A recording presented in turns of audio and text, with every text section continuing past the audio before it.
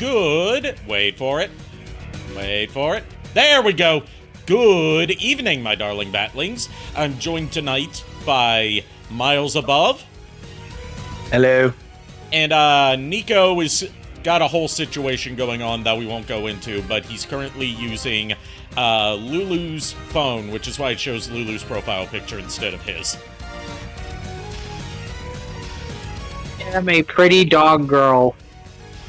You're looking submissive and borkable today. Okay, you stop. Oh my gosh. But no, yes, I am using Lulu's Discord currently because, again, I can go into it, it's alright. My Wi-Fi got shut off, so there's no way I can use my Xbox that I normally use for the streams. So currently using Lulu's phone for this one. And I don't know if JKR is going to be on. He hasn't said anything. He did say that he was going to be at a toy show today, but he didn't say how long he's going to be there and if he was going to be on tonight. So It's okay. He's gonna become a toy soldier. He's gonna become a toy soldier. That's why he won't show up. Tonight we're doing more Sonic Frontiers Mod Madness. Yay. And, I found out why the Eggman sandwich mod wasn't working. The Eggman cutscenes are the only ones that are not currently affected by the real-time cutscene mod. Or at least the ones where he's talking to Sage, because there is no physical equivalent in the game of that location where those cutscenes could take place, because they exist purely in a pre-rendered space. So, we'll see Eggman with his sandwich once we get to the end of the game. And especially the DLC. So, without further Mountain Dew, let's get things started, shall we? What kind? Code Red? Baja Blast. Hey. Okay, Blast. been good. Code Red or Baja Blast are always the good answer. That and Voltage. I like your funny words, Magic Man. And I found out the reason that the Cream the Rabbit mod wasn't working is that it's a skin for Tails' playable version from the DLC, not for his like in-game NPC model. Makes sense.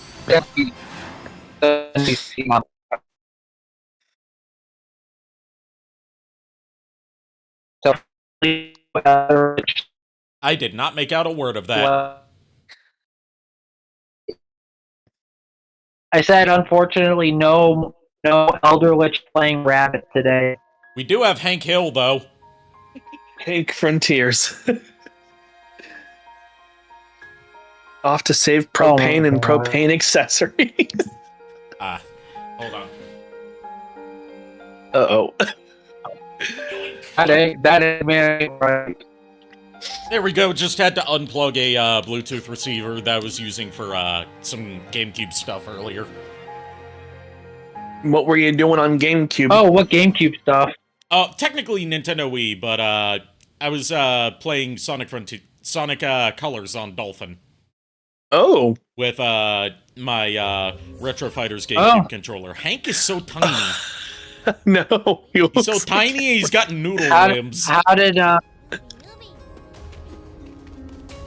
I was gonna say, how did Sonic Colors fare for you on Dolphin? I mean, it runs pretty much flawlessly now. It just occasionally gets, like, a brief bit of micro stutter, but that's it. Hank looks not so bad, weird. all things considered. What the hell? Oh, God. Why is Hank so small? Sonic is not this small in-game. Why is Hank this small? He's not on his propane and propane accessories. You say that like propane and propane accessories is a steroid. For him, maybe. I was gonna say he hadn't had his daily dose of propane. He is gonna bring the propane though. That Eggman ain't right. I mean, I if tell you you say what. so. Eggman likes charcoal. Eggman cooks with charcoal. Yeah. That's the root of their dispute.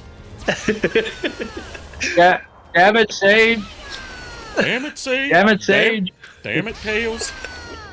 That boy ain't right, I tell you what. Damn it, Amy.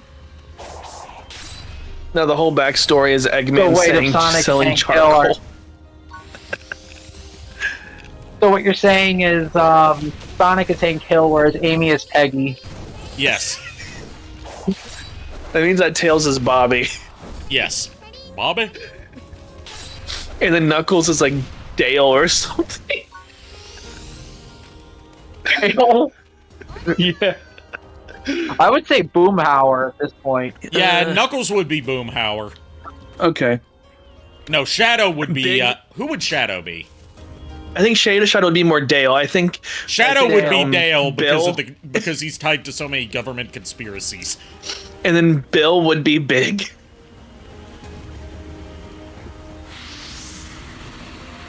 I was gonna say Bill would probably be Big. yeah, Bill would be big. I really don't know. I really don't know who else that would even be. There's not really a member of the group that would fit that slot other than Big. Look. And even Yeah, then, unfortunately. Big is not a common member of their team. I I'll take a look around. Let me know. was gonna say Vector. Vector doesn't have that personality. These things are tough to take down, even for me. Look at the size difference. I tell you what. You think Hank Hill I tell you what- is smaller I than tell you what, Tails. things The about scale buying on this is propane or propane accessories. the scale on this is so fucky. Hank Hill is smaller Oh than my Tails, which means he's less than 3 foot, like 3'2". His hands too. They don't fit well on the model. In more ways than one. Well, keep in mind he has a narrow urethra. In a flat ass. Yeah, I have a flat ass and a narrow urethra.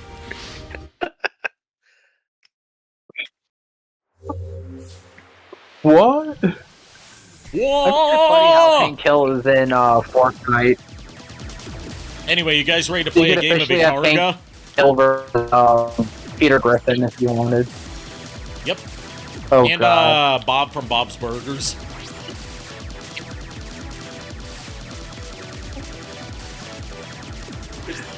Oh my gosh, this game's modding scene makes me laugh. This isn't a mod. This is how the game plays. Or are you still talking about Hank?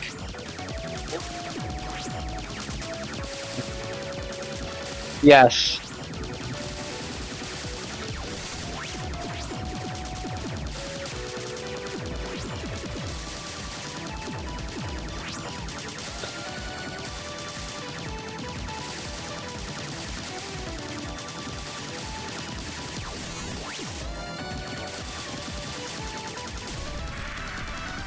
So apparently that's how you hack. You just play a really static and easy game of Icarga. Interesting. That's also that they put that in as a mini game because that's how the base game final boss works as well. It's really disappointing. They made a better Wait, are we final talking about boss. the final boss of Frontier? Yes, the final boss of Frontiers is just a game of Icarga. Wow. But the new final boss they added in the DLC is much better. It's a proper supersonic fight. Woo! That did the trick. Yep. It reveals Oh, okay, so we're talking levels of SA2, SA1 style battle. Super Badnik might Uh, still be lurking around. Basically something more in line with the rest of the boss fights of this game, which are all fought as supersonic. Because, like, everyone complained that the final boss in the base game until the DLC came out was, like, mechanically so different from every other boss fight in the game. Like, you basically... The way I can put this, in terms of previous... The way I can put this in terms of, like, other 3D collectathon platformer style games is, like, imagine Mario Odyssey. You know, you get to your final battle with Bowser. And instead of fighting him like every other boss fight you fought in this game, you have to play Galaga.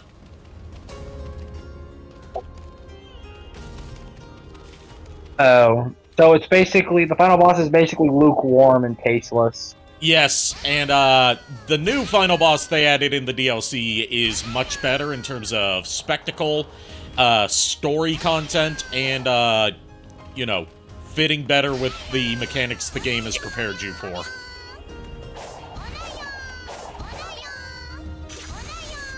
I actually miss playing Mario Odyssey. That game was actually pretty fun.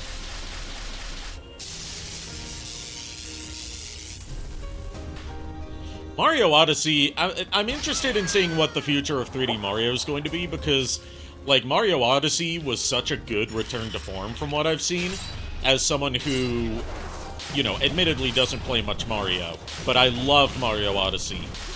It's sort of like Super Smash Bros. Ultimate to me, where it's like, how the hell are you going to follow that up? Well, with Mario, Nintendo focuses more on 3D Marios rather than 2D Marios. I mean, Super Mario Wonder was like the most recent, like, original idea of a 2D Mario that we've had in a while, aside from New Super Mario Brothers. Yeah.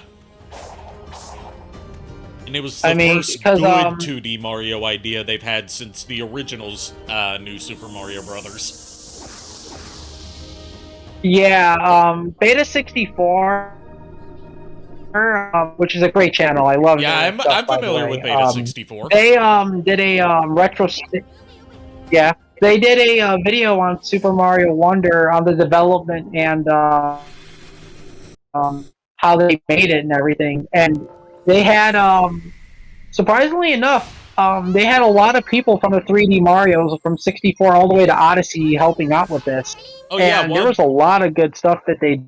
Yeah, one of the big things that made Mario Wonder stand out so much from previous 2D Mario fare and just Mario games for a long time is that they were actually, you know, given new blood to work with, people that hadn't worked on 2D Mario all their lives, and were encouraged to come up with new ideas instead of rehashing the exact same thing they've been doing for 20 years now. Yeah, I mean, I love the new Super Mario Bros. Games, don't get me wrong. They're very fun to play multiplayer, but I love what they did... To my understanding, they're solid Wonder, platformers, but they're very interchangeable with each other.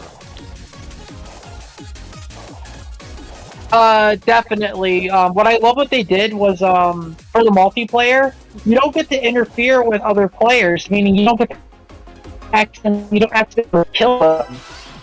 Yeah, that was one of my problems with throw them into lava on purpose. That was one of my problems with Mario 3D World, was that the multiplayer was a nightmare because all that would happen was everyone would get in each other's way.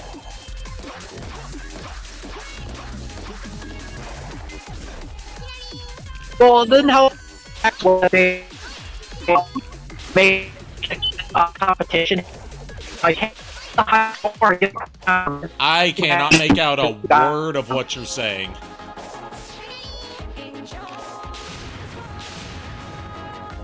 Hold on, is this better? Testing? Yes.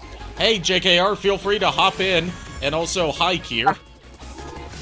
Sorry, I haven't been keeping an eye on chat. Hey, Kier. But no, that 3D and all that. I still can't. I'm back to not being able to understand what you're saying. Each other for that crown. Oh my God. Ooga booga. I didn't think we were playing Cash Panuka. Wait, Crash Panuka, what? No, Cash Panuka. Do you not watch Cat Icarus? God. No. I'm concerned. Basically what I'm saying is, Mario 3D World, it doesn't help the fact that people fight for a high score, someone gets a crown, and people have to kill each other for a crown during the actual adventure. It doesn't help. Yep. I played two-player with my sister back when she was little and I first got my Wii U. Like, it was a fun bonding experience, but not a fun way to play the game. Yeah. I played a lot of, like, Mario Wii, New Super Mario Brothers Wii and all that back in, after I got out of high school, or during high school even. And, like, I remember one of my friends tried to kill me, Lulu, and my other buddy in a castle, only because he feels like, that he has to be the one to kill the final boss, and we're just like, this is a team effort. He's like, there could only be one. Screw teamwork, I have money. Pretty much, yeah, at that point. I'd love to, but I'm not even home. I'm on the train heading home. If you get back in time, do you think you'll be able to hop on JKR? Also, you know, obviously, how was the Toy Fest? I'll be right back.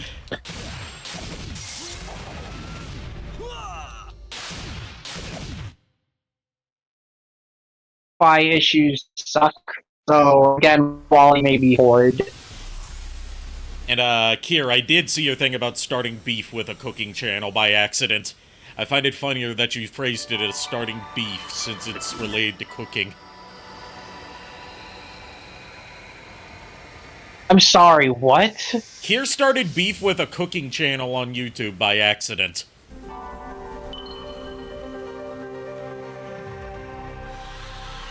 I am proud of you, Kier. I am very proud. Someone who doesn't even season their meat. And was putting up, like, cooking videos. Man, why are you seasoning meat on YouTube?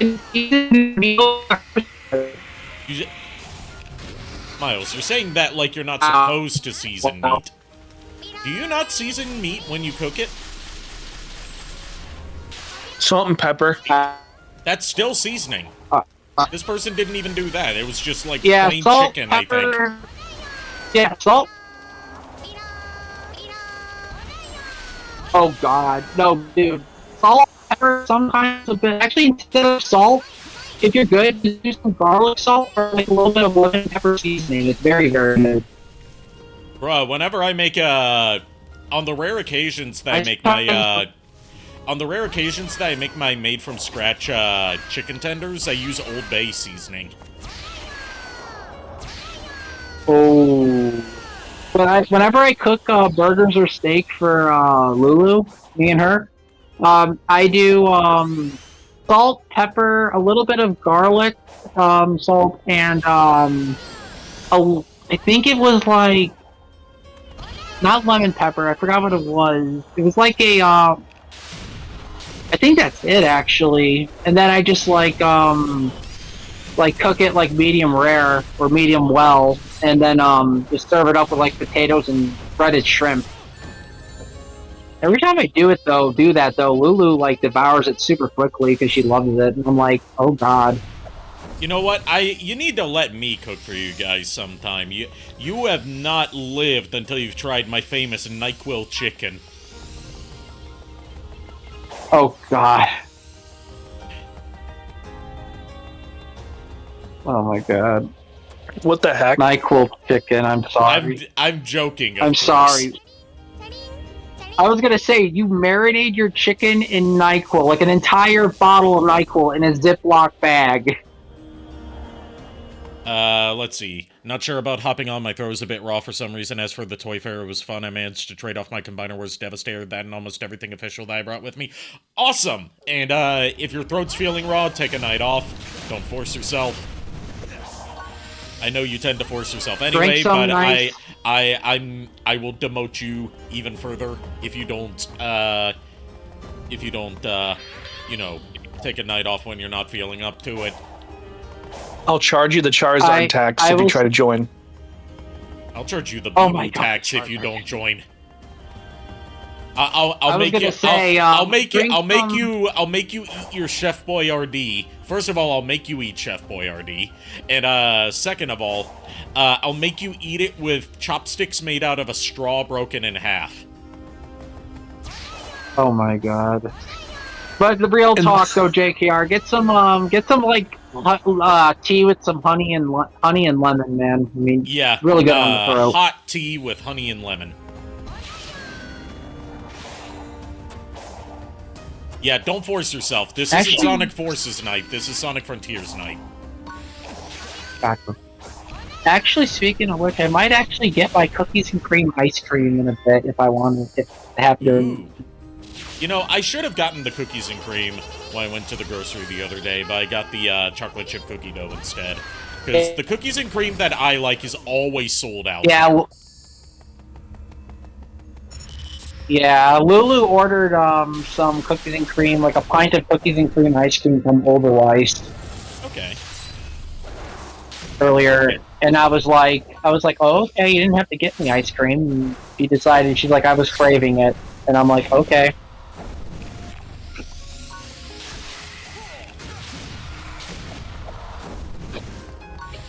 Look, if someone offers you frozen cow juice, just accept it.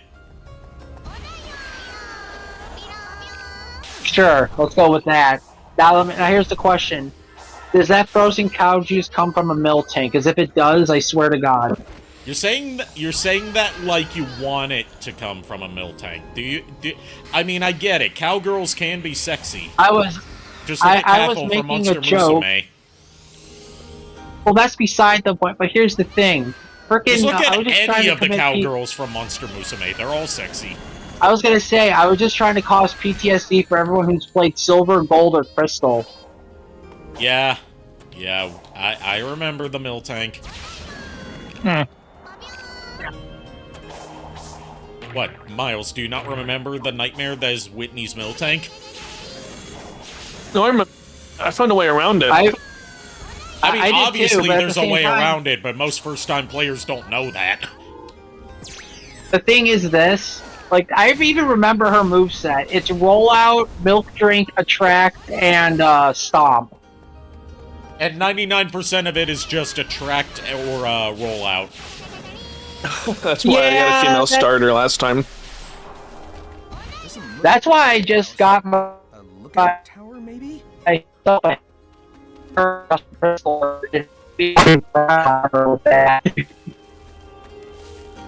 Sure, let's go with whatever you just said.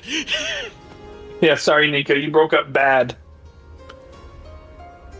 Oh my god! Again, I hate not having Wi-Fi. What the hell? Anyway, it's like whenever you talk long, I was saying long I got sentences. Alright, I got a Heracross, and I proceeded to destroy Miltank with that Heracross. Perfect. Like, the thing for a lot of first-time players, or just people that don't know Gold, Silver, and Crystal inside and out, is that, like, the way that gym is set up and the town is set up, like, you basically get him a chop for free, if I remember correctly, right? Yeah, you do for Abra Drowsy. I don't remember which. Yeah, but, like, Onyx. that makes a first-time player or, like, a rookie think, oh, this Machop's going to be useful against Miltank. No, the fuck it isn't! Well, it is if it's female. Well, actually, people may already know this, but fun fact about Whitney's gym. It is designed to be the shape of Clefairy's sprite for the Pokemon. Yep, it is. When I learned about that, I was just like, oh, I did not know this. This calls for the X-Files Um, theme, given that Clefairy is supposed to be an alien. Well, there's... Yeah, Go ahead, Nico. you first. I'm thinking my thoughts. You go ahead. I was gonna say, though, shout out to Clefable for getting a Mega Potentially. coming up. Potentially. Rightfully deserved. Potentially. Again, everything I Also told you still the was one of just the most- hearsay, Nico. Fair enough, fair enough. But at the same time, also shout out to Clefable being one of the most broken supports in Unite. There we go, that's better. There's a Wo Chen issue going around right now on Scarlet and Violet. I don't know if Kier's still here. Where Yeah, he's in chat. people have hacked the Wo-Chin raids. So how the raids work is they check the species. They don't check the actual like shiny lock on it. So they've created these Wo-Chin raids through hacking, and these people are doing them thinking they're legit, but they're catching them instead of just, them leaving the game, like they're supposed to. So people are getting free shiny Wo-Chins when they're not supposed to. So be careful, Kier. Oh no. Oh no. God, Hank's got that hourglass figure in this cutscene. He's got see that. Forget about no ass. He's got no Wow. waist. Hot damn. Damn, Hank, I was you gonna lost say, a lot of like, weight there. How narrow is this waist? How narrow is this waist? Like literal hourglass shape. And his neck was bent backwards a little bit too. Oh god. Yeah, his neck keeps on bulging backwards I've had whenever he's waiting standing for- still. Oh, Whoa! The agony Not is enough. passed on to just me, have- Bobby. I'm just half This ain't waiting right. for him to run, and then he run. Oh, I was gonna say, in before he starts running like Ed from Ed and Eddie. I mean, given that Ed from Ed and Eddie kind of runs like Sonic, just with his head hanging back. that's funny. Well, no, his entire body's like practically hanging back because of Yeah, the way he's like positioned as he runs. yeah. There's not many Ed, Ed, and Eddie mods for a lot of games because there's not really good models for Ed, Ed, and Eddie. The only 3D models of them that are readily available are the ones from the PS2 game, and those look hideous. Yeah, Hank is just Ed running away from I his owned parents. that game, by the way. So do I. I 100%ed I actually owned it. that game, by the way. I loved it. Yeah, it's Same not here. a bad game. It's basically just a 3D take on the Lost Vikings. Ooh. Which, every time they did an Ed, Ed, and Eddie game, it was basically just a take on the Lost Vikings.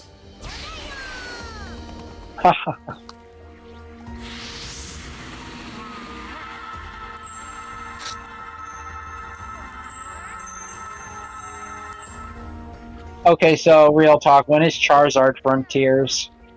There is a Charizard mod. There's also a Flame Dramon mod, because there's always a Flame Dramon mod for Sonic games for some reason. Wait, there's an actual Charizard mod for this game? Of course, Yeah. there probably is. Yeah. They need to find the parts to complete their final weapon. Miles, it's time for your next playthrough if you ever do You're one. into this scenario already. What did you do? I helped him out. But isn't that cruel? Their battle is long over. This feels dishonest. We're not fixing the problem they think they have, but we are bringing them peace. Well, when you put it that way, let's get to work.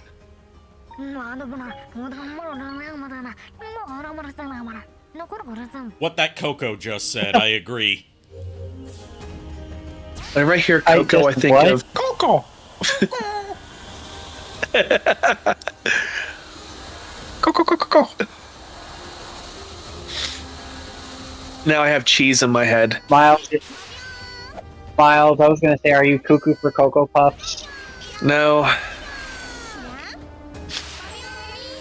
You know, they Oh really man, I remember the days. Have you ever... Okay, I'll hydrate. Have you ever wondered what the name of the Cocoa Puffs bird is? What? No. Sunny. Oh my gosh. Why? I forgot about that. I think it's about time we increase ring capacity, because I haven't touched that this whole playthrough.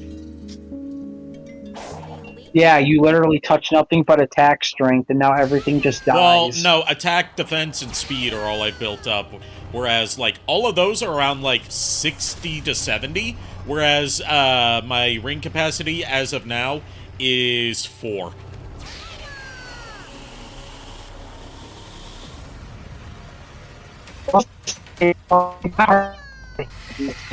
Which, like, the way that ring capacity works is basically, like, you gain 4 rings you can hold per level, and you start out at 400. Oh. And what defense does is, like, it lessens the amount of rings that you drop when you get hit. We need a few. So basically, rings But we're having trouble finding them. are little HP instead of like, oh, I got hit. I get one more hit Yeah, and I'm dead. when you think about how rings are typically implemented in Sonic platformers, it's usually more as a shield than as HP. Whereas in this game, it is your HP.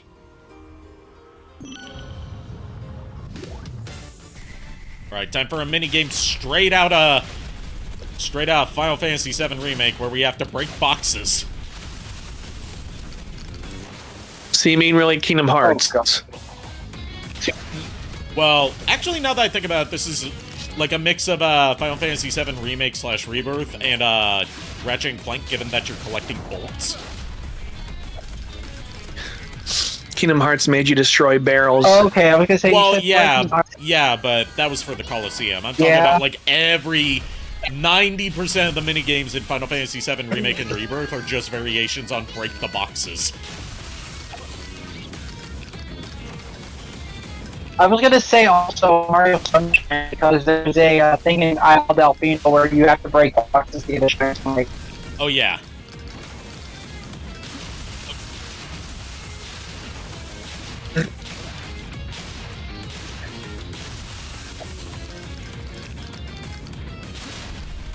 Also, I got a bit of intentional corporate Mandela effect that I can share with you guys. Where it's a case of Nintendo hyping up and taking credit for something that they were not the first to do. Oh boy. By a long shot. You know how in Mario Galaxy they hyped up their sphere walking technology and how, like, you could walk all over the surfaces of the sphere-shaped planets? And how that was going to be, like, a unique thing that you could only do in Mario Galaxy? Ratchet & Clank 2 did that, like, several years earlier. Yeah. Ouch. I never really was much of a fan of Mario Galaxy. I mean, I love Rosalina, don't get me wrong, but Mario Galaxy just made me very confused.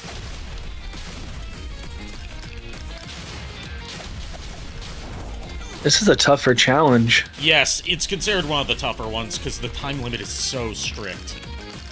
Yeah, right? Like, it would be one thing if you just had to break the boxes, but no, you have to collect the bolts that come out of the boxes. Jeez. I was 8 bolts away from winning. I was gonna say, I was gonna assume if you failed to do the time limit thing, would it kill you or would it kick you out of the challenge? I mean, it just makes you start again. There's no live system in this game. They got rid of lives in Sonic around Sonic Forces. Yeah, I know that. I'm just saying, but even so, you can still die in there. Yeah, if you're on platforms that are suspended over lava, and part of the thing that makes it challenging, other than the fact that the homing attack auto-target's kind of weird, is that the platforms periodically fall into the lava, so you have to keep moving. So you can't just, like, stand by and gather every single bolt that... blocks from Mario. Yes, like, you can't just stand around and pick up all the bolts like it wants you to, because the platforms are gonna fall. And you can only fall into the lava 3 times before it counts it as a failure.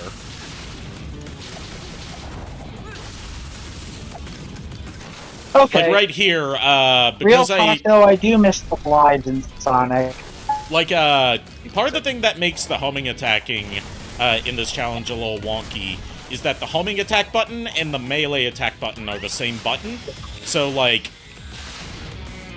I lock onto a bunch of crates, and then I mash the same button to, try and, you know, combo those crates to break more of them, but it registers it as a homing attack because the auto-target locked onto a different stack of crates, which means I can't go and pick up those bolts that I wanted to get.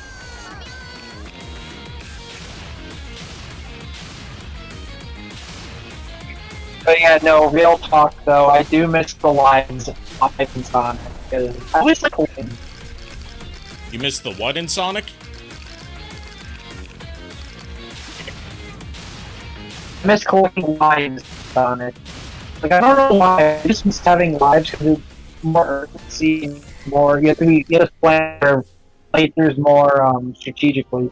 Well, they tend to keep lives in the 2D games, but in the 3D games, because, one, they're trying to appeal to a more kiddie demographic, and two,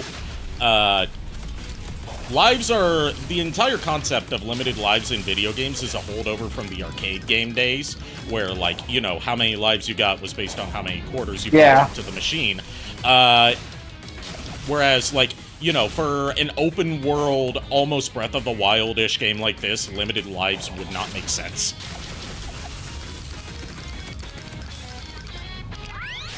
I mean, fair enough, but that's how, you also have, like I would say it's more open world, and you're technically stages, but Sonic Adventure 2 Battle would be a good example. Oh yeah, that's a game that wouldn't work with, that's a game that would not work with, unlimited lives, because it would be too easy. That was one of my many big problems with, Sonic Forces. The way it handled its, unlimited lives was that the game was already super easy, and add on the fact that you cannot get a game over under any circumstance, and it's just brain dead.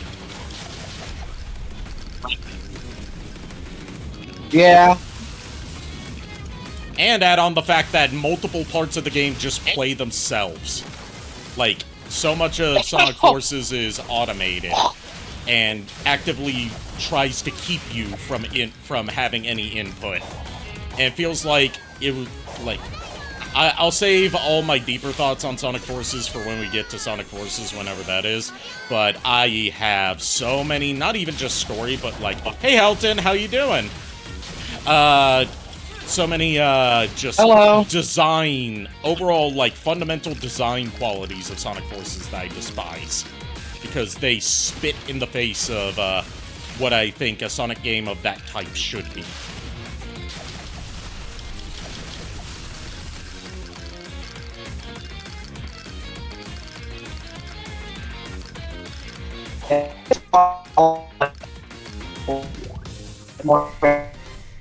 Finally cleared this damn minigame.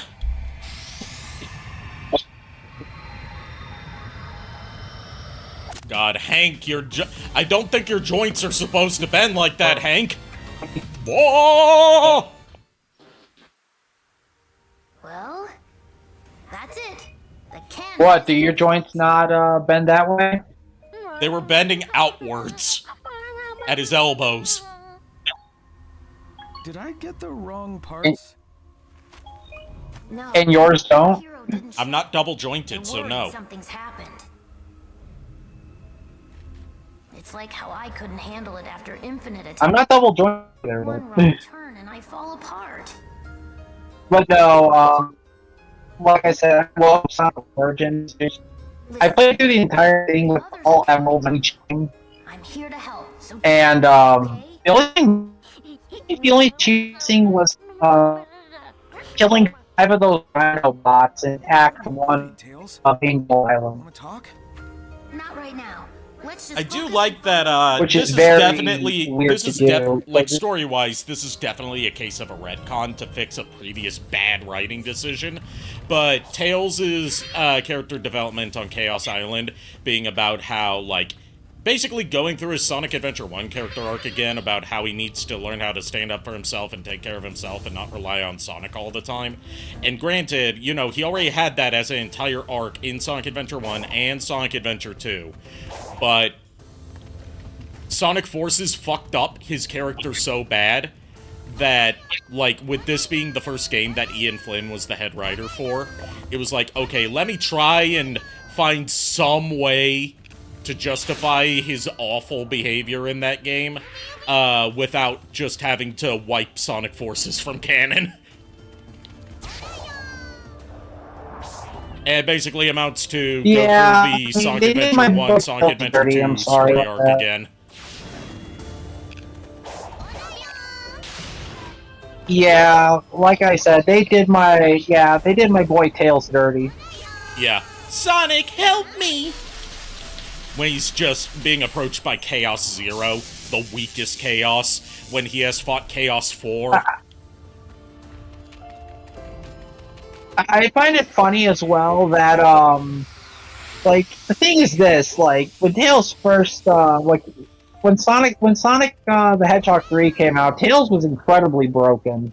Oh yeah. Because he was any supposed to character be that the can fly easy in a mode of the 2D game. Sonic game is just broken. He was supposed to be the easy mode, that's why. I actually found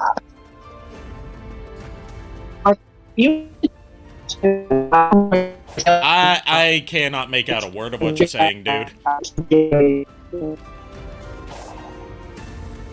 I enjoyed playing Tails through a lot of the Sonic games more so than Sonic himself. Oh, agreed. Part of it is that he has a more varied moveset than Sonic does, while also sharing Sonic's basic moves. And he flight. He also jumps higher. Yeah, and the ability to fly on its own makes for an inherently interesting concept for a platformer.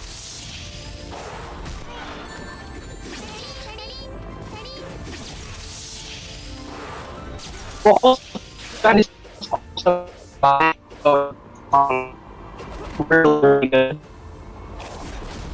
Oh, and he's also the only character that can actually swim.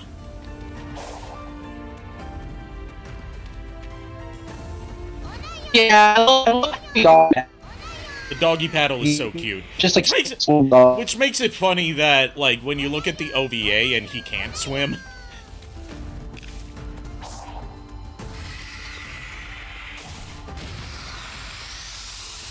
Yeah, right. Like, I love the OVA, but it took a lot of creative liberties.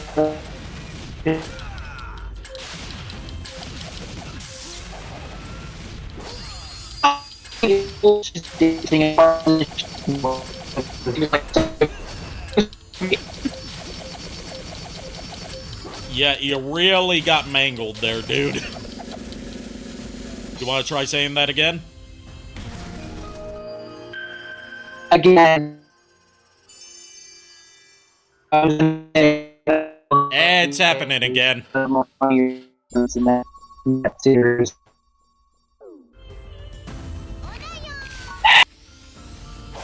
Like, I'm trying not to laugh because it's, like, comedic...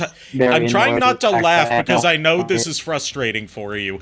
It's just the comedic timing on it is funny because you're about to, you know, say a thing.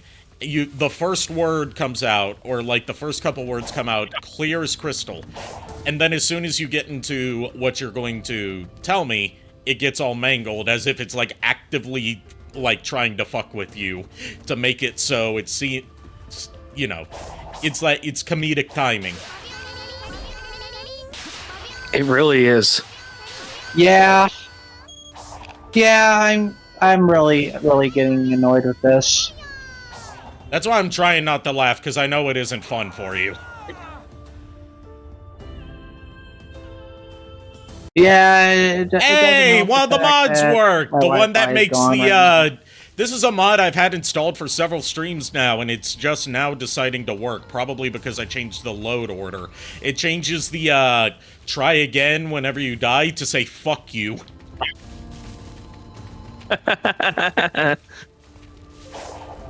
Okay. I mean, technically, if you lose to a, Titan, then that happens. I guess it'll say that as well. Yep.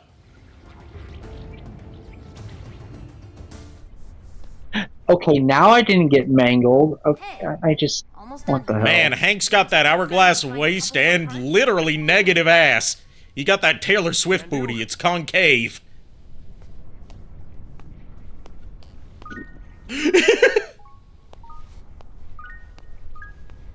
You see, like, the narrow waist, you would assume he would have, like, the hips to back it up, but no, it's just, no. You have known Sonic most of your life. Yeah, and? Your imprisonment within cyberspace. The defeat of the Ancients' Titans. Do you trust how he is handling it? With your life? Of course. I'll admit he isn't perfect, but Sonic has overcome impossible odds over and over again. I know he'll save us all. So you're saying you have faith in him? It's not a matter of faith. I've got a lifetime of data to back up my observations. Okay, that's a smart way to appeal to Sage's, you know, computerized side. Fires in you and the others. Is that a facet of being alive? Oh yeah, definitely. Computers and data. All your love and loyalty will amount to nothing. Zeros and ones. Prevented. What are you talking about? Perhaps it is kinder if you don't know.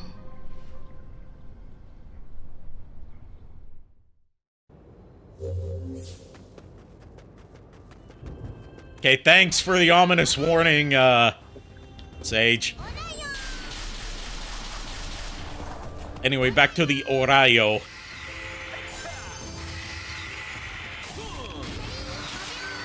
I do apologize though for my constant breaking out of Dude, there's my quality nothing. here. I do There's apologize. nothing you can do to fix that, dude. I don't blame you. I don't hold it against you.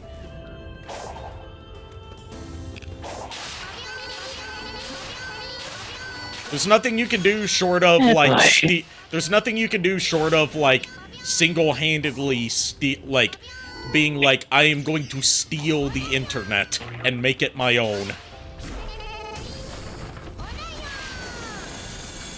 You think that would be the case, but here's the problem. My room isn't. Me and Lulu's. Me and Lulu basically take up my parents' basement as a small apartment complex, Yeah? and it's really difficult to actually get like a Wi-Fi signal outside of the house. No, I don't mean like steal someone else's internet. I mean like steal the internet access from the ISP. Like, you know, like you're a bank robber, but stealing internet. Oh my god. What is your end goal? Put the Wi-Fi in the bag. It varies. Sometimes it's a spinning sign, sometimes it's a Put it in! ring. No. Okay, that is one of the rare good jokes in Modern Sonic, and... Well, I say rare good jokes. This game does have some good jokes, but I like it. And you're It was sure like that's- what is your goal? Well, sometimes it's a big spinning sign, sometimes it's a giant gold ring. What if it is leading you to disaster? Oh my If they god. start trouble, I'll stop them too. You certainly make it sound simple. But your arrogance will be your undoing. Well, he is a simple hedgehog. Look, either stop being cryptic and tell me what's going on, or skedaddle. There would be no point.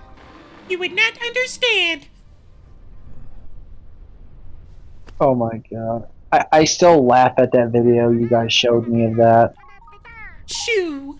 Nice find. Take it on over. I I'm want- gonna keep moving. I want McDonald's. I'm not taking you to McDonald's. Diabetes would kill me. Sounds like a skill issue. My cholesterol's been shit for years. Just the way that Eggman constantly sounds like he's on the verge of having an anger-induced stroke. As a type 1 diabetic, I find that hilarious.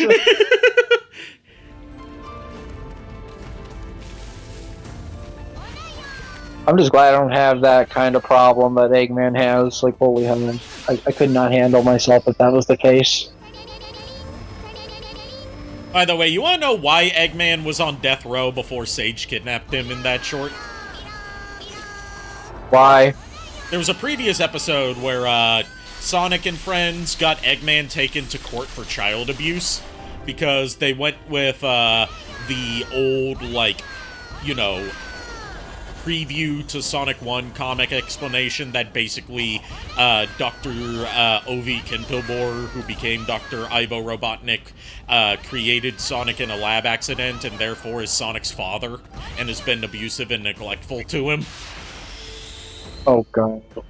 And, like, They went with that route because it turns out it's very hot. They have failed time and time again to get him arrested on terrorism charges. So this was their easy out. And, like, they take him to court, and, he was found guilty and given the chair. Oh, God. By the way, you're getting the chair. The what?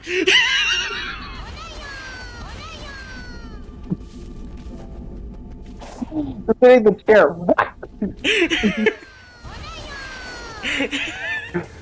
Oh.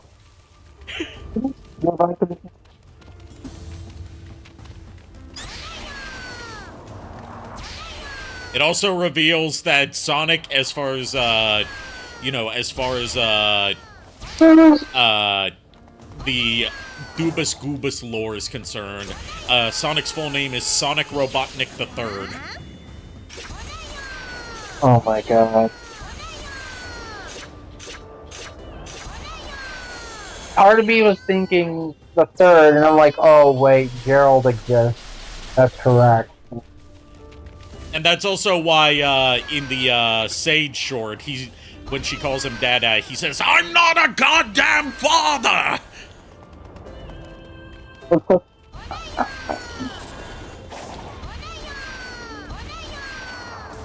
Like, I love Doobus Goobus's voice for Eggman. At the same time, I can tell that is strenuous on his vocal cords. I just had a horrible joke go off in my head.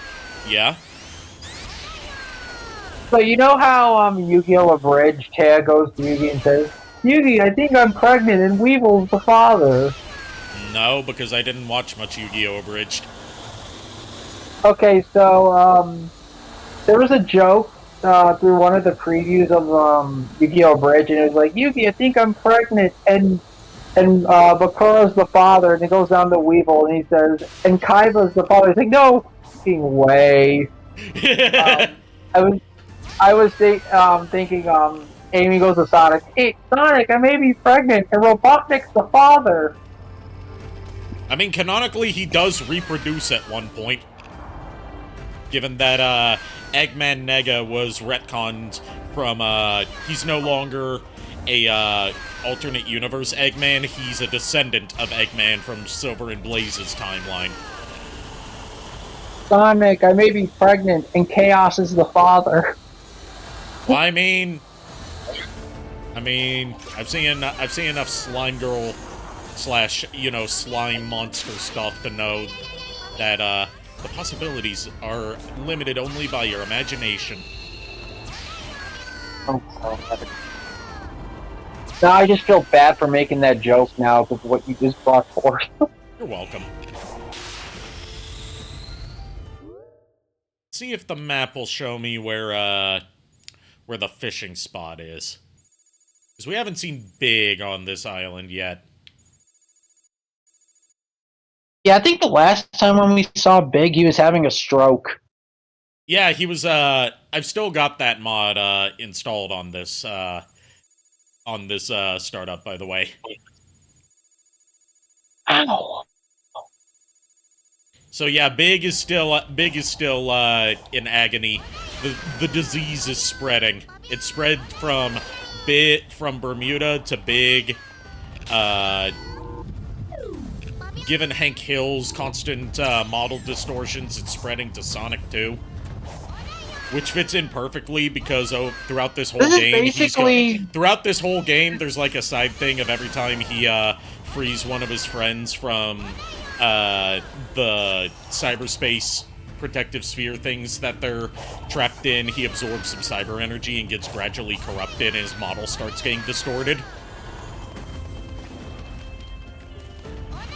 I was gonna say, this is basically Suffering Frontiers.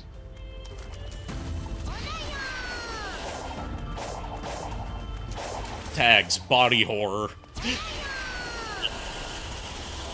Oh god. You need to make a thumbnail for the VOD of Hank Hill, just like having that hourglass figure. if I can pause it at the right time during a cutscene, I'll do that.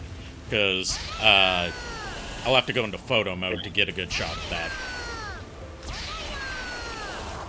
Okay. 'Cause I was gonna say, since this whole playthrough is about suffering, each part has something happening that makes people suffer. Bermuda was part 2. Yeah, the thumbnail for part 3 was the Doobus Goobus Sonic. Yeah.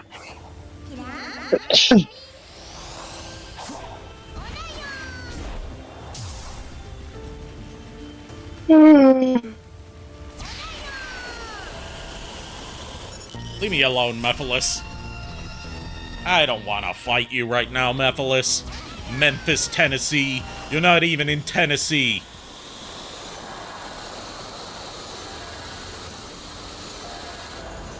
It's like finding out that Hannah Montana's from Tennessee instead of Montana.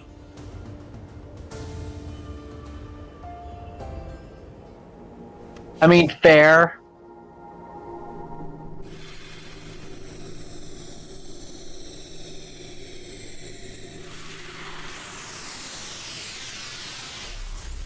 My name is Paris, after my hometown. Oh, you're French? No, I'm from Texas. Oh, God.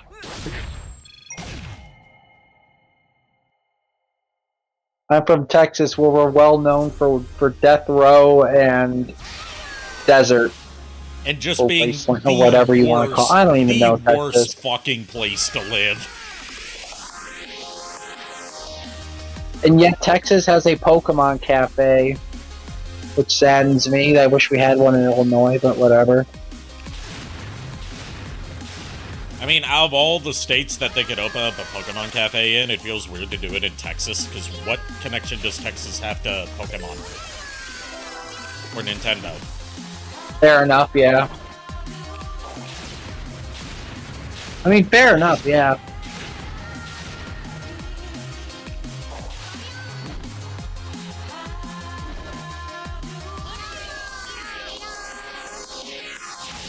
It's like yeah, when, the whole Pokemon cafe and I was just gonna say, it's like Go when ahead. Limited Run Games opened a physical store in a town not too far from me. I'm like, you know, I'm not complaining that Limited Run has a store in my area, it's just why here of all places.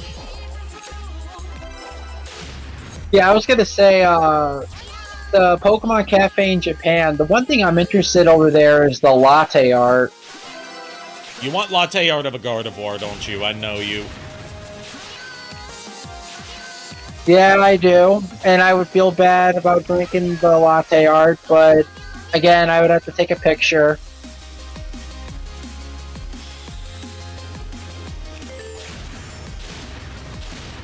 I mean, I know you would probably want one of Houndoom. Or Houndour. Or Umbreon. Or Deoxys. Yeah, Umbreon best. Umbreon would be really good. What? By the way, What, does any Miles? of... for Miles, did any of that stage geometry and gimmicks look familiar to you? A little bit. Sonic Adventure 2, can't remember, either Green Forest or White Jungle. Yeah, it threw me off when I saw it. I was like, what the hell? A lot Also, of you this were stuff saying, is what familiar. were you saying about... What were you saying about before, Miles? About, like, Umbreon or something? No, I was saying I agree with Ari. See, Umbreon's Yeah. just an objectively Umbreon correct is- favorite Pokemon to have. Yeah, I Yeah, have a Jumbo I mean, he's Umbreon. one of my favorite...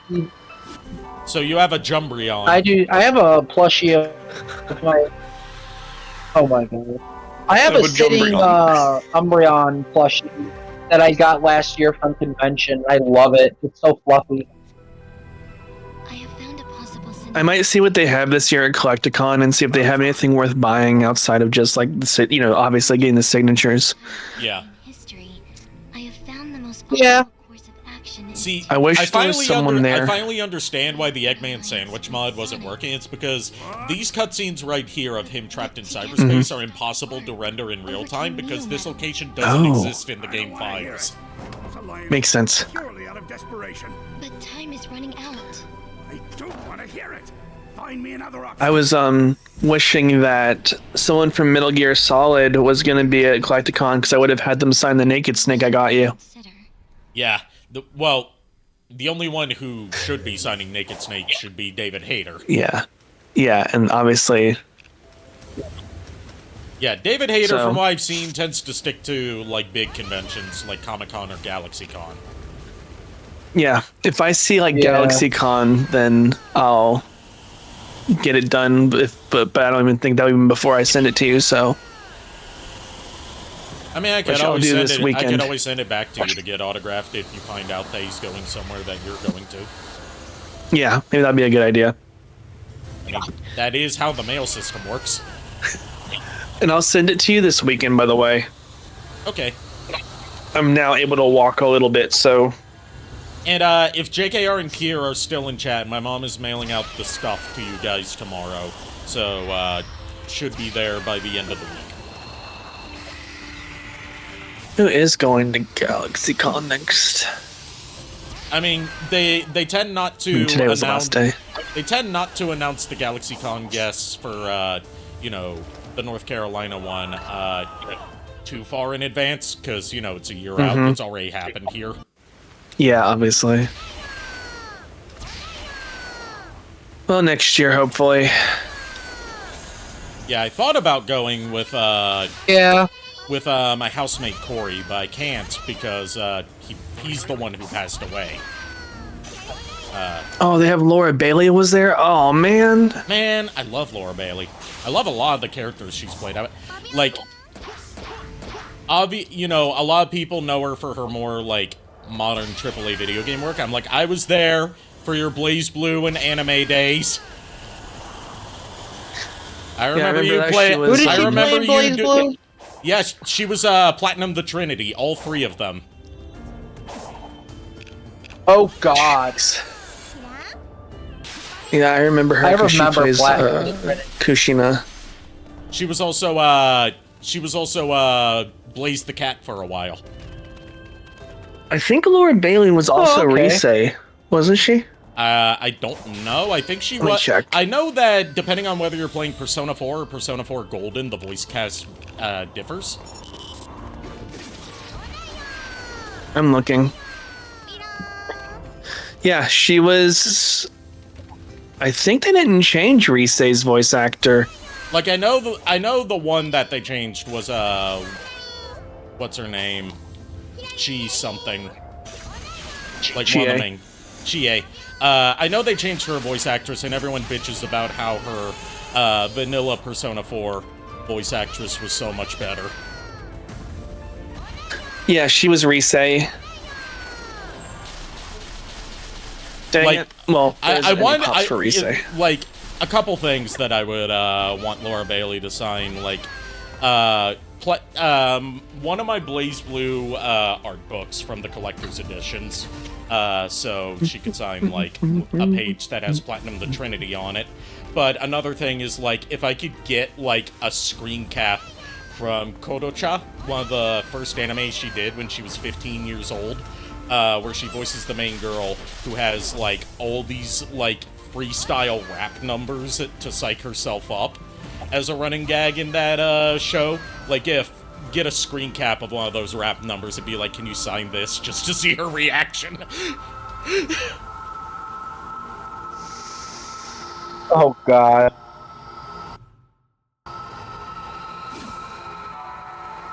Real talk.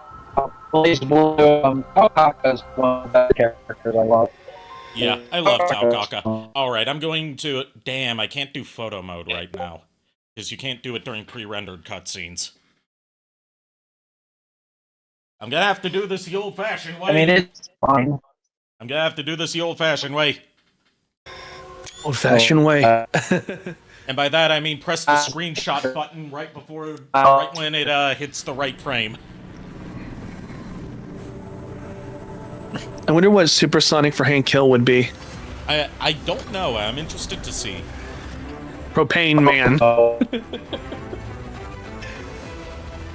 No, it's that buff Hank Hill that someone made in It's that buff Hank Hill that someone made in one of the WWE games with a character creator where they named him Hank Hell. It is my function. I live to serve. You've exceeded your function. I'm very impressed with you, Sage. No, I'm proud of you. He just turns into Super Saiyan Hank Hill. He goes, oh! I do know that there's another mod that I could use of another famous cartoon character where they did give him a super form for Supersonic beyond just having, you know, an aura around him. And it's Shaggy from Scooby-Doo. You want to surpass not even 1% of his true power? Well, I mean, spoilers for the DLC final boss, Sonic does unlock a form beyond Supersonic. And no, it's not Hypersonic, sadly, because that is officially declared non-canon. Damn shame.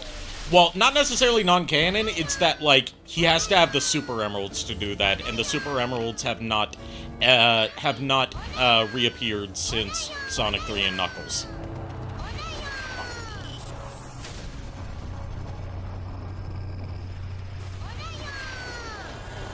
I mean, I love the fact that in Sonic X Shadow Generation, they canonized the Time Stones. Well, I mean, Sonic CD was always canon, so yes. I know, but I'm just saying, like, in general, because they rarely ever mention the Time Stones. Miles, I'm getting a lot of echo on your end. Fixing.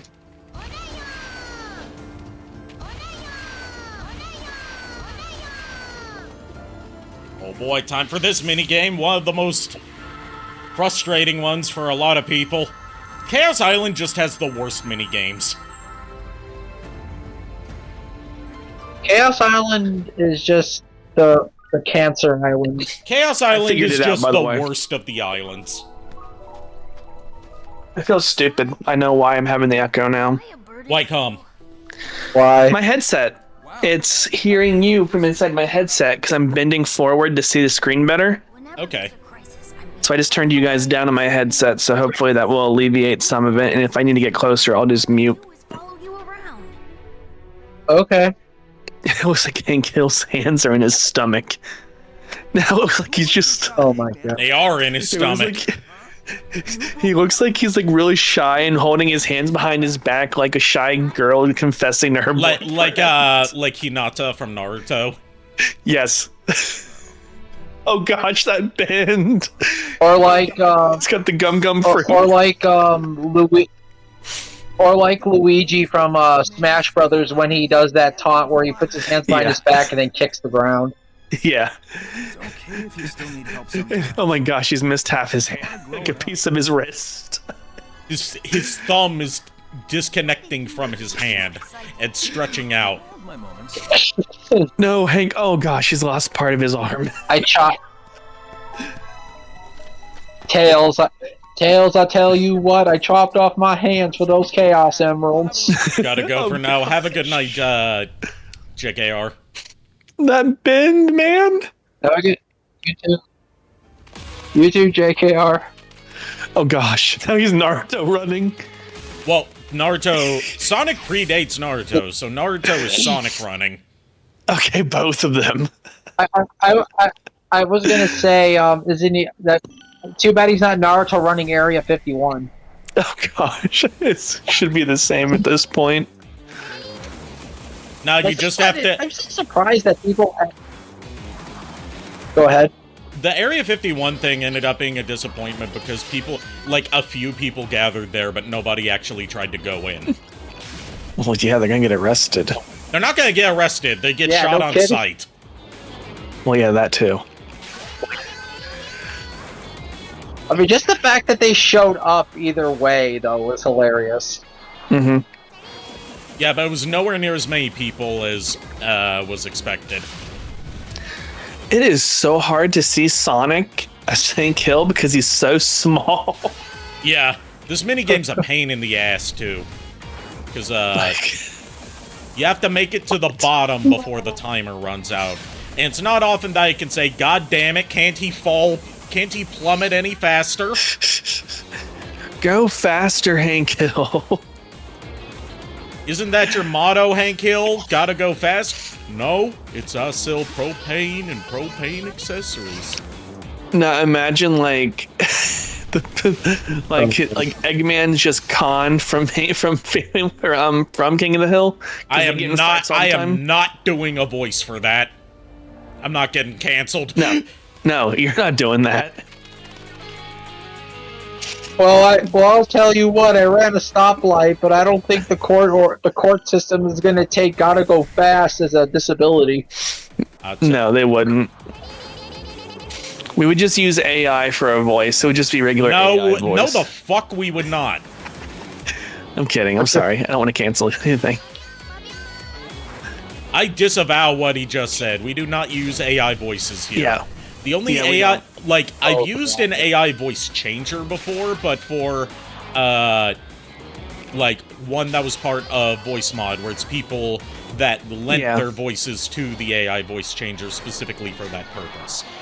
I never use voice changers or AI. I don't like it. And I don't use Voice Mod all that much anymore because, I just can't find any good voice presets that fit, how I imagine Maxine sounding.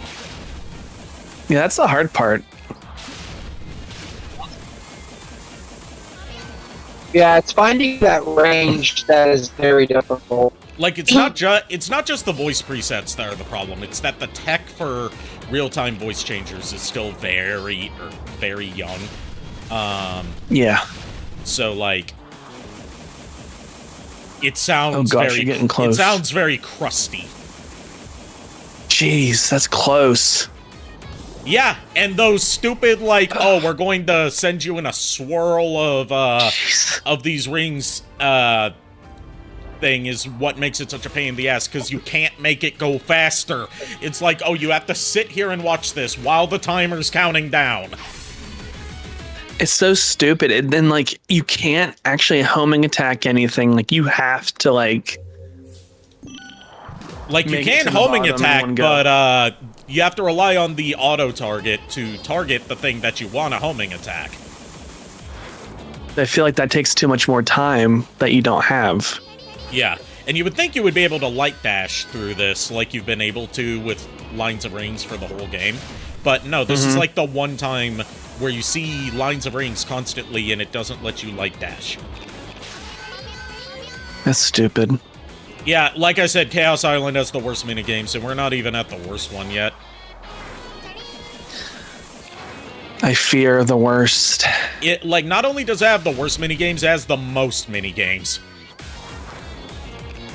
Oh, that's gonna push you back a little bit because of that little bounce back.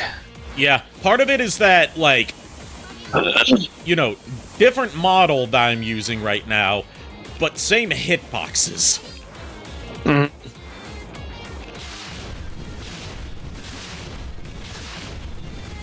Like, sometimes the homing attack isn't bad. It's just like 99% of the time it slows you down to where you're it's because the homing attack in this game has like a little bounce back from it that you can't speed up without using mods. I was right fucking there. I touched the ground. That's the biggest FU I've seen in a game. Yes, Holy shit. People hate this minigame. Is this required? Yes. All of the minigames are required. Oh my gosh. Okay, I'll see you guys in like 7 hours. Is this going to be my next ramen moment where I just get stuck on one section of the game for the entirety of the rest of the stream?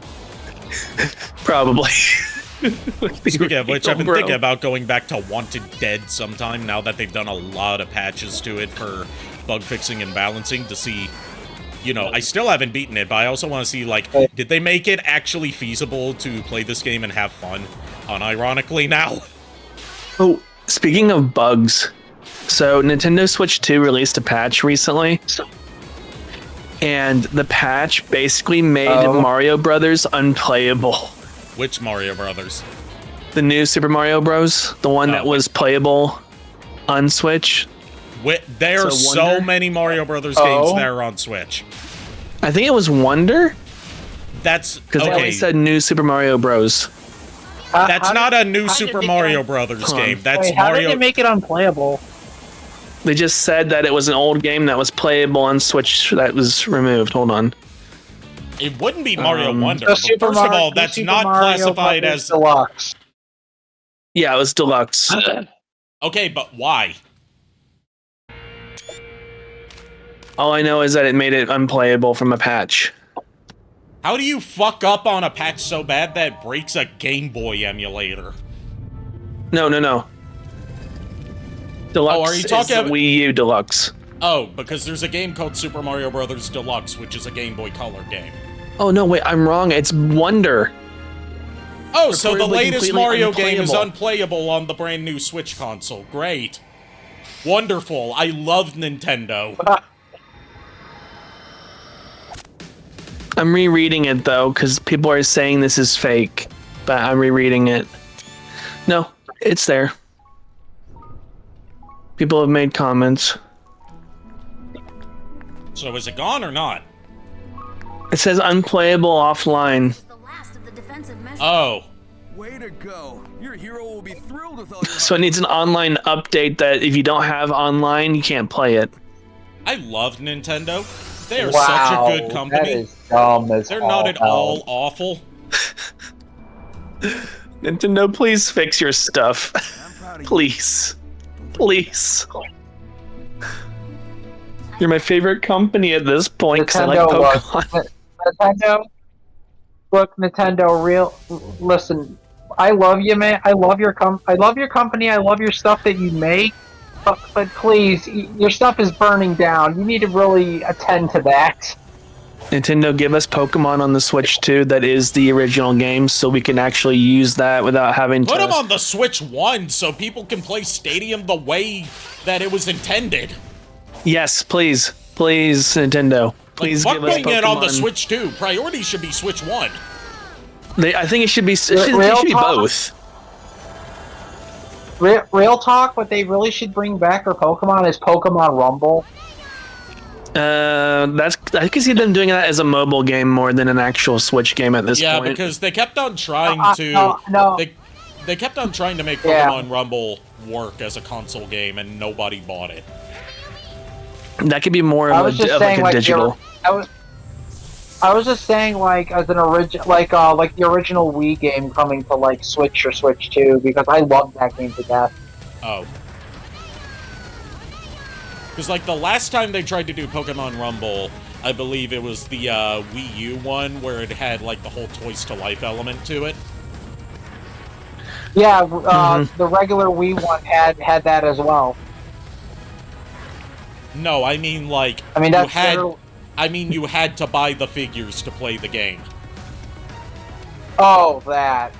This sounds like Skylander. It was cashing in on... The Wii U one was cashing in on Skylanders, Oh, yes. I remember that. Now I remember I was it. gonna say, You had to buy capsules. I never played. Yeah, it's not just I that you never had to buy played the the Wii figures, U it's one. that you got them in blind it's that you got them in Yeah. gacha capsules. So you didn't know which Yeah. one you were gonna get. And there was like a shiny I did not- variation. Like the Wii U version, I never played. The regular Wii version, I played the hell out of. I played Yeah. the DS version. Nobody played the Wii U version, partly because nobody had a Wii U, not even Nintendo fans. I say this as a I mean, Wii I U had a owner. Wii U, but I rarely. Me too, but here's the thing: I rarely even touched it. Like I was mainly on my 360 or my PS3 at the time during that era. Yeah, it's not just because, like a lot of people that weren't there for the Wii U generation, or, like, you know, didn't have a Wii U, think that the reason that it's so negatively remembered is because it was a bad console. No, that's not necessarily it, although I would say it was a pretty bad console. It's also because, like, there would be these huge, like, half-a-year-long droughts between major game Yeah. releases any company, including first-party Nintendo titles. So like you would get like some games around the holiday season, of course. Then like you would have to wait until like middle of the next year for your next big game to come out. Yeah. I was gonna say the only reason now to even have a Wii U in 2025 is Twilight Princess HD. That's literally it. And Wind Waker HD. But Wind Waker's been re-released already. Yes, but on not Switch. the Yeah, HD version, the GameCube version.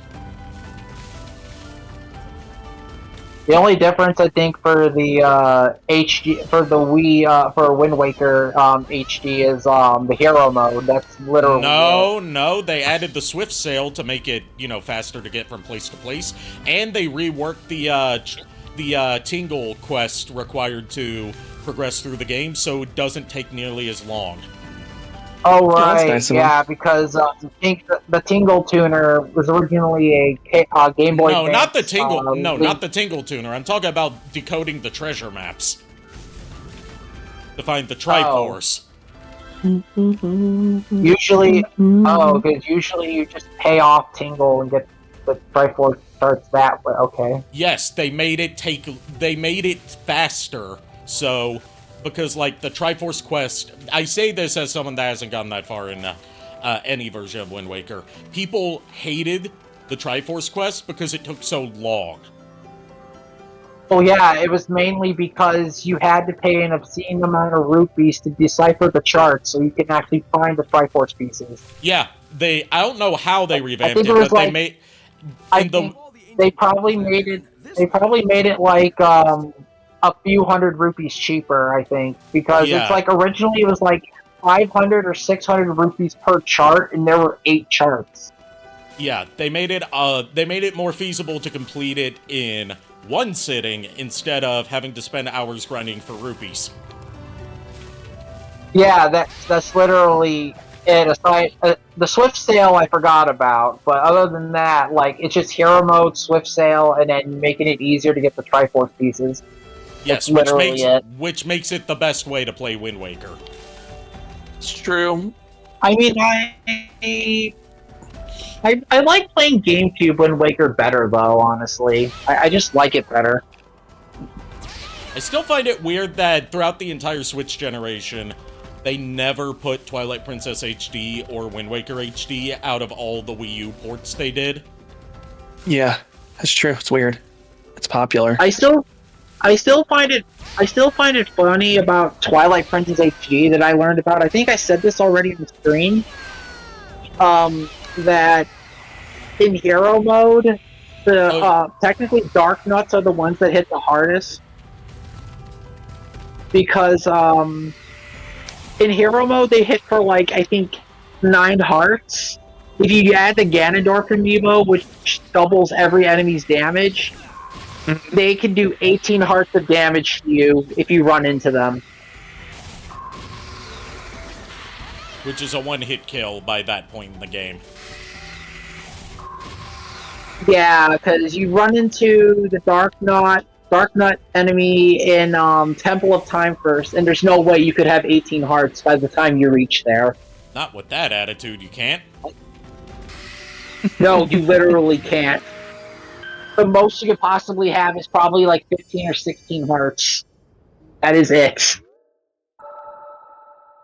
Oh, and another thing in Twilight Princess HD is they added a new, larger wallet that makes it actually feasible to use the magic armor. Yeah, it's I think if I heard it was like 9,999 rupees. Yes, it at is. one point, or could you? Yeah, so it gives like the armor. At the end of the day, anyway, in that game, like rupees become pointless after you do everything. So it's just like you have no choice but to use the magic armor or not. Like it just depends on what you want to do. Yeah. But that was that change was made like apparently at the request of Eiji Aonuma's son, where like he played through Twilight Princess. He was like, "Hey, the magic armor's cool, but there's no point in using it because you never have enough rupees to like use it for more than a little bit." Yeah. Also, a funny thing about the hero mode in that game, the hero mode is actually the Wii version of Twilight Princess, Yep, it's flipped. whereas the normal mode is GameCube. Yep.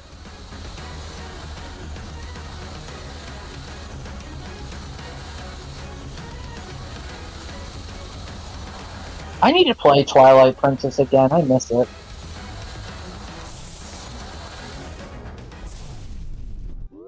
You know what I need to play again? What's that? I don't know, I'm asking you. What? Coliseum. There you go. Boom. There you go. Coliseum. It should be Yeah. soon. You still need to, we still need Coliseum to discuss a price for that. Yee. What'd we say, like, I'm 130? gonna say. I think we said 120 because that's what you were offering. Oh yeah, Marco. 120. I was getting my 20s and 30s confused. Yeah, it was. Because it was Yeah, like I it was was gonna say, like, $30 off 120 of it was because the $30 manual- off of the market price because of the missing manual. Yee. Yeah, because the manual adds $30 to it. It would be 150 if it had the manual, 120 without. Yeah.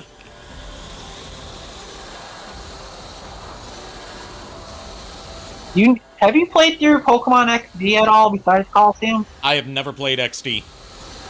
Wait, what? You need. I you never never owned played it, Pokemon remember? XD. We'll need to play them.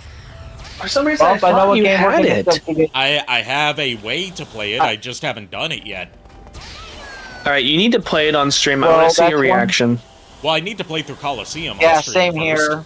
because that's got my boy Wes and my girl Oh, yeah. Rui, the two best Oh, yeah, that's protagonists of any Pokemon game. Yeah. I remember your West Can cosplay. we all agree I still that have my Wes cosplay. we also. I was gonna say, we also need to see your boy Raikou. He's not my boy. And I've never had trouble with Raikou. It was that damn Altaria that kept on getting me.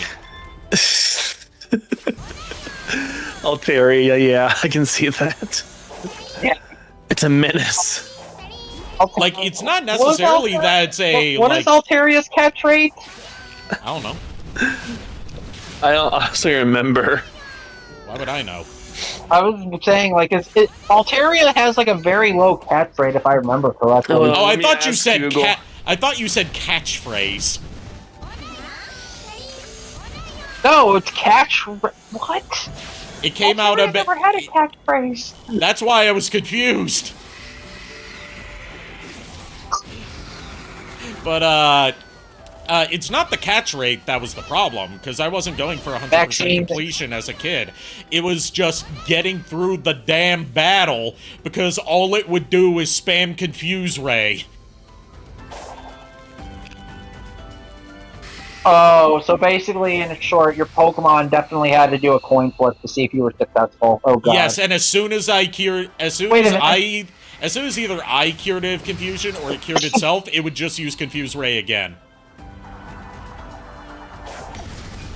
I was gonna say, I think calling your Pokemon can actually, like, cure it of its confusion. Yeah, that doesn't remember help correctly, when there was immediately something else. afterwards Altaria would just use Confuse Ray again.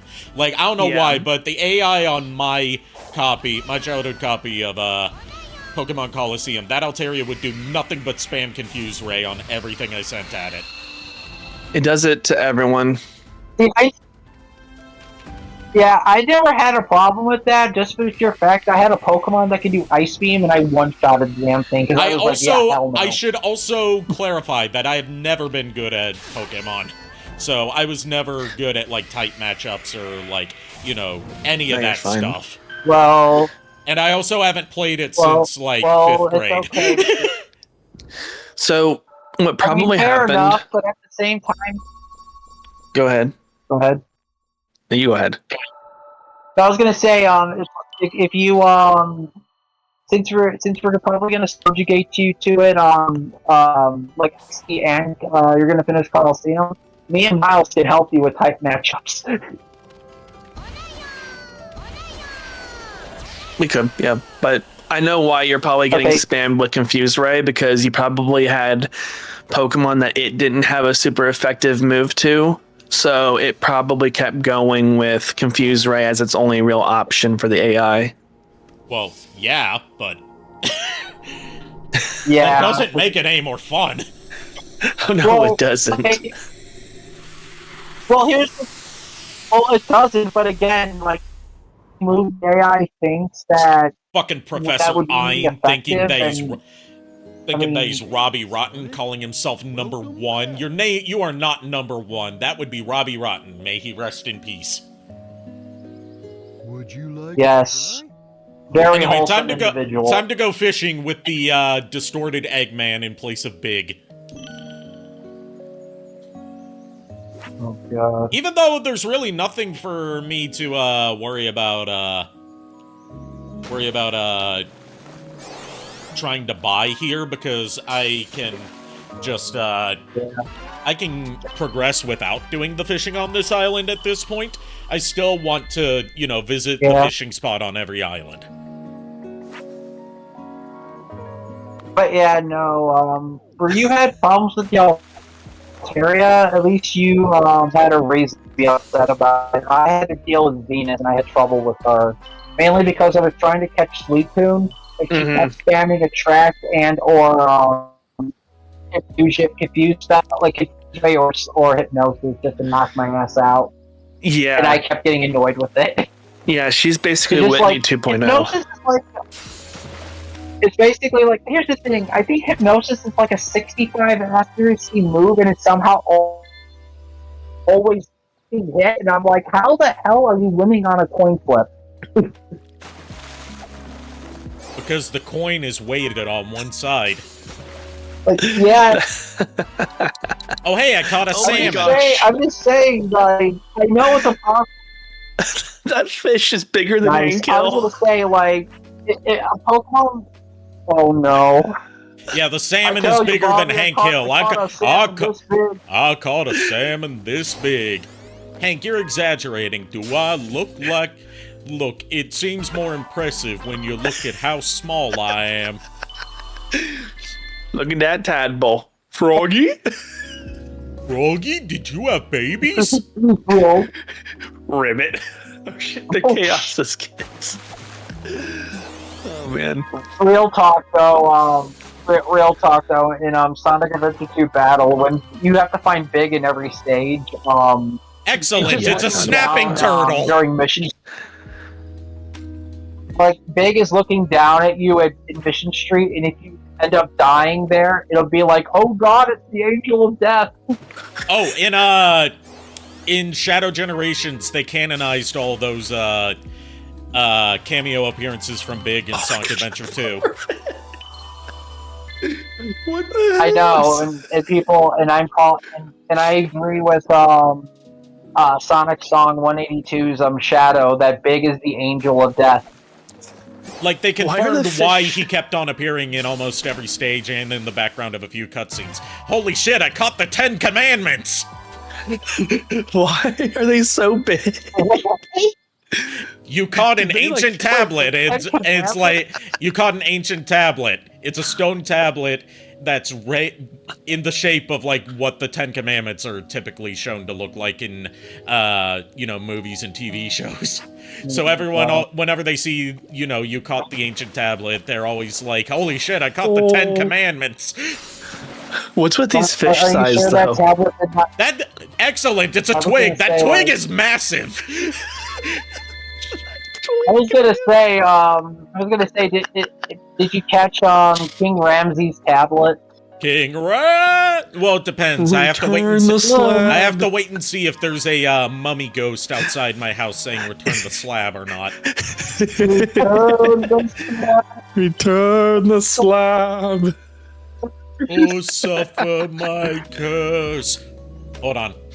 I'm hearing someone. What's up? I'm hearing someone right now. Hold on. After I catch this fish, I'll Okay. go check on Oh it. shit. It's a mummy ghost. I was gonna say, if someone plays a record player downstairs and you hear the bad guys, What's your offer? then you know you caught the slab. I was gonna say, if you hear a record player in your apartment. King complex Ramses! The saying, man of if you Gauze! hear- The if you man hear of that, Gauze! then you know you're cursed. Oh. Breaks the record player. Scroll. Aww. Oh, mom.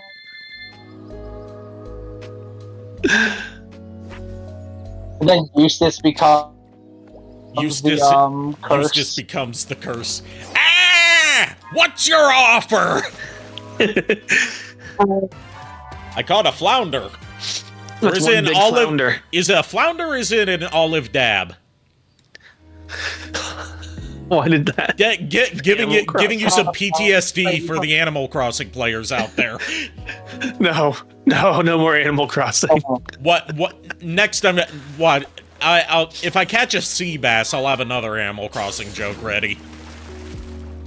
It's an eel. Look, No, at it's least an you wouldn't oarfish. That's a big fish. It can't even be like seen. Oh. Well, yes, oarfish are big, but also Hank's just small. It just looks like Hank's like You pulling small his enough sword to out. and then you catch Eggman. I got another acorn. We're getting a lot of Sat AM representation in here. Whoa. Whoa! Whoa! Another freaking. Well, yeah, that's also part of the reason I went fishing was to get the scrolls for Elder and Hermit Coco. That's good.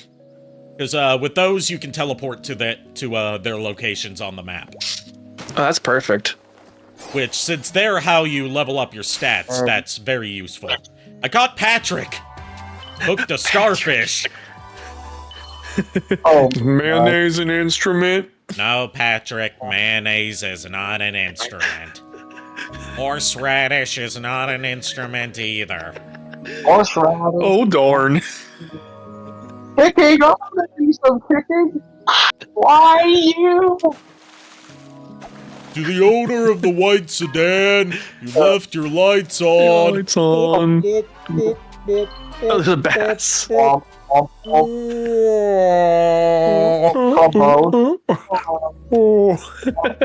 Can't stop thinking about that. That, I mean, can we agree? That was the greatest episode of SpongeBob that will ever exist. That was funny. I'll agree with that. Yeah. Man Geeks, best episode of the series. Also, the fact that it made you. I caught an alligator, which raises questions about Vector the crocodile. Vector. I was gonna say that episode also made me afraid of Sandy because the fact that what she did to Patrick with that trombone. Would you be surprised if I said that episode was what inspired me to become a tromboner? Oh no, really? Yeah. Oh my gosh. Yeah, sunfish are big. They're like, they're huge. Are these fish just blown up for Sonic? Or No, those are the, I mean, granted, this model's scale is all fucky, but sunfish really are big. But I mean, is that the normal size for the model even when you're Sonic? Yes, these are, yes. Oh my god. Like, granted, Sonic would be taller. He would be more in proportion to, like, everything around him, but the fish sizes have remained untouched.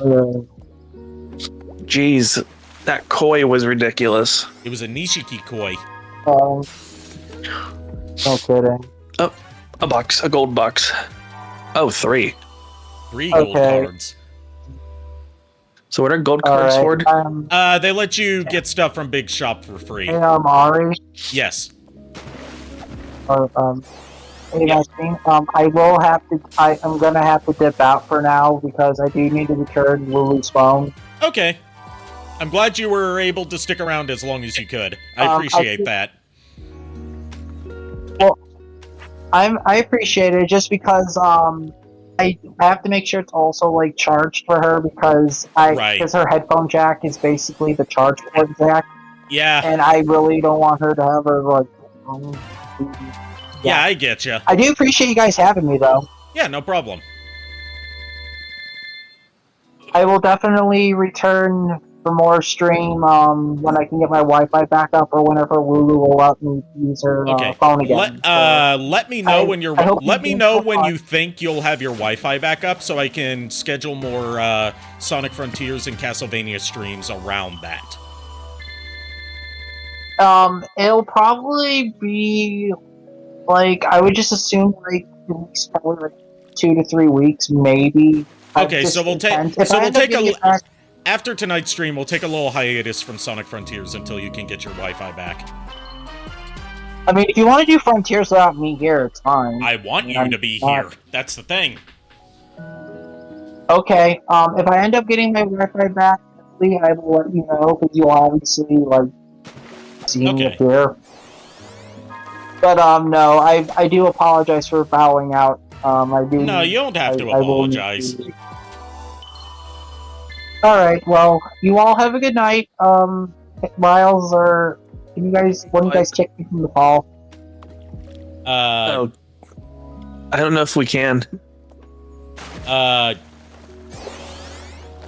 I can do that. All right, thank you. I would have left if We caught Goth Patrick as one last thing before you head out tonight. Goth Patrick. Okay. Yes, a black starfish. All right, thank you guys. 3, 2, 1, boom. And he is gone. But not forgotten. Who are we talking about again? Good question. Maybe it was Kier. We always talk about Kier here and there.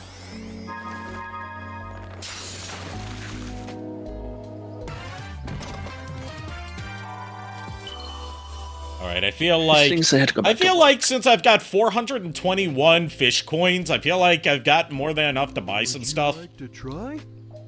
And 6 gold cards.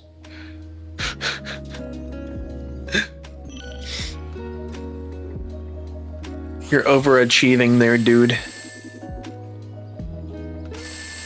Alright, we've got all the egg memos, I believe. We've got all of a big supply of lost children, and I'm going to buy out his stock of seeds of power and defense. Alright, we've got 195 lost Cocos that we can exchange for power-ups. Coco. Spelled differently, by the way. I figured. Spelled K-O-C-O. You see it on screen. That just sounds very weird.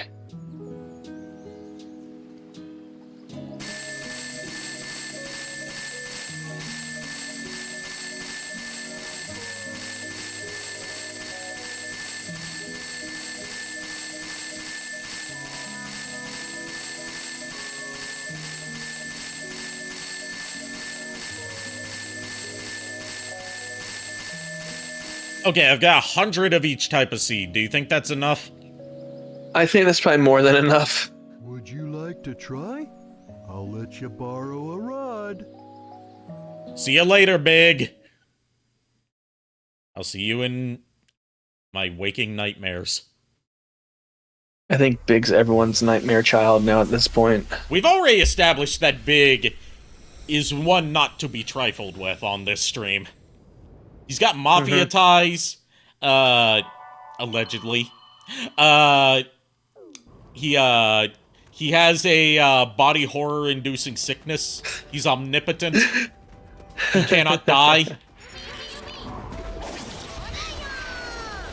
He speaks Be afraid of Big. He speaks very cryptically. Basically, yeah, you don't fuck with Big.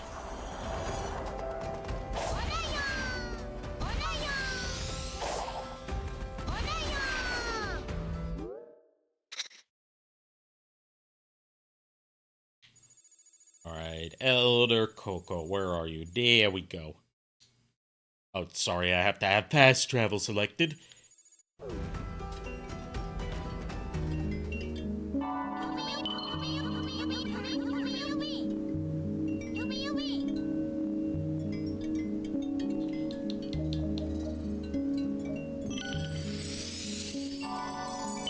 Level 82 speed. Do you think we're fast enough yet?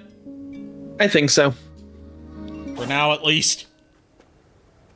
You're gonna be so fast. You're just gonna be like zoom all the way across the map. Well, I'm also at power boost right now, which gives me max speed anyway until I take a hit.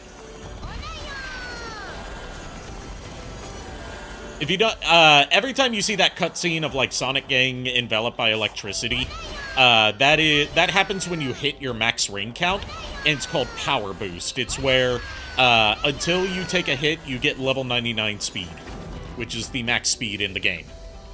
Wow. It's a mechanic to basically give you a taste of what the max level speed is like without feeling too disorienting.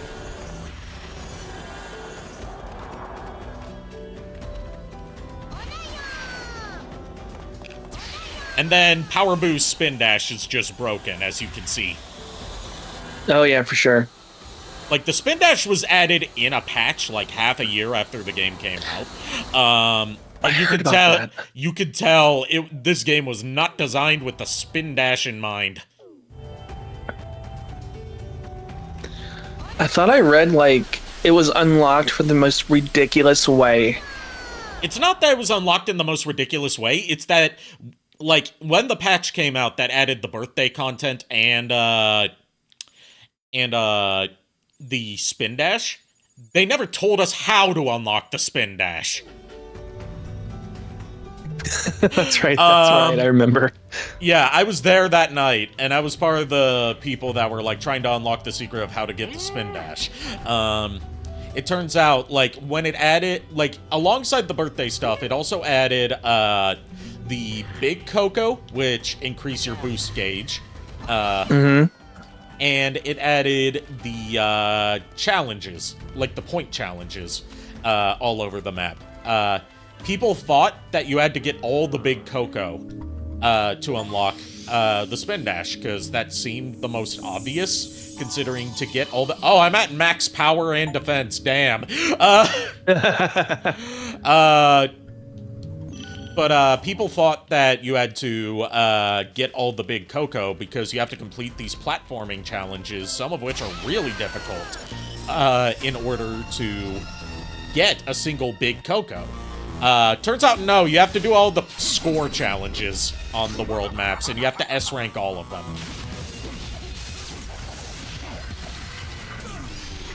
What I'm doing, because I don't have the patience to waste my time with all of that on stream, is I am using one of the Hedgemod Manator's trainers to unlock the Spin Dash by default.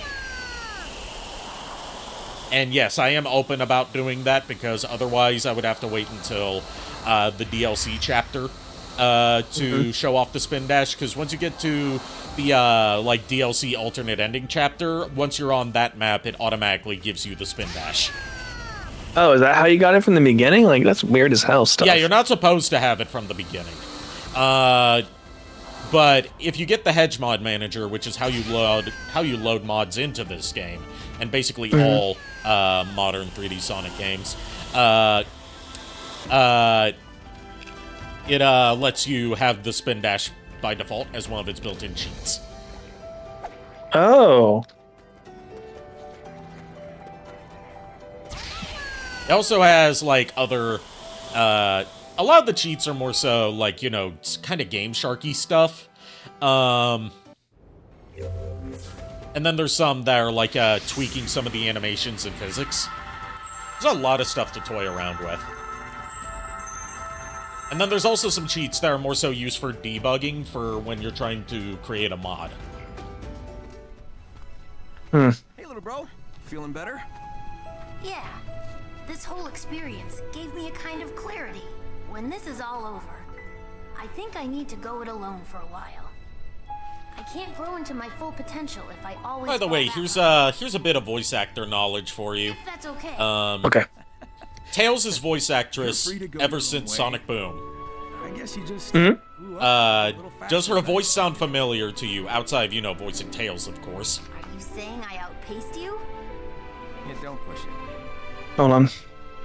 As a 90s kid, does she sound Get familiar used to you? but Hold on. Here's to you reaching new heights, partner. Let me hear it again. Hopefully.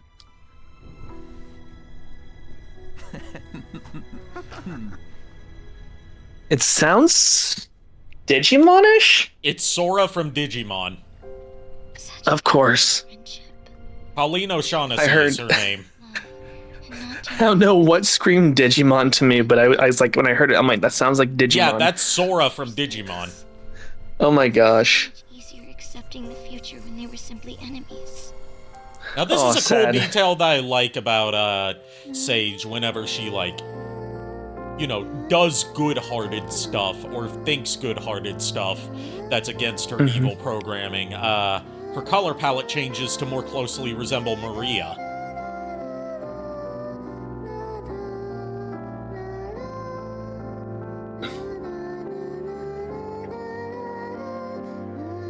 Smack the man.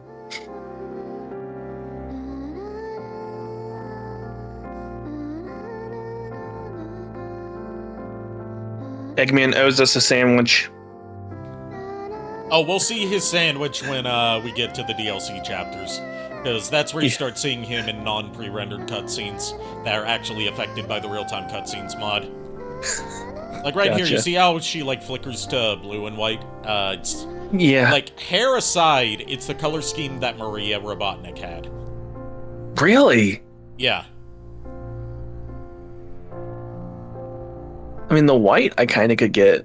Well, there's parts where, like, she takes on the color scheme outside just flickering. Like, right now, it's like, this is the first time this is happening. And towards the end of the game, you're gonna see her use that color a lot more. And, it's like her clothing takes on the color of Maria's dress. Oh. Like, her hair stays the same color. So she's not suddenly gonna turn blonde.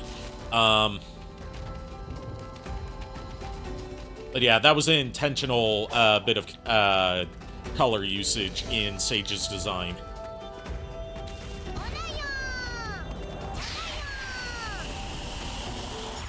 Can't take that sound. As Hank What? Hill. Don't think that Oh, I can man. be kawaii. Do I look like I know what a VTuber is? I just want a picture of a goddamn dog. Nah, it's just like the only reason he'd ever understand VTubing is if there's a propane tank VTuber. Now, listen to me. What if you had plenty of those VTuber dog girls and cat girls? What if we had one who was a propane tank?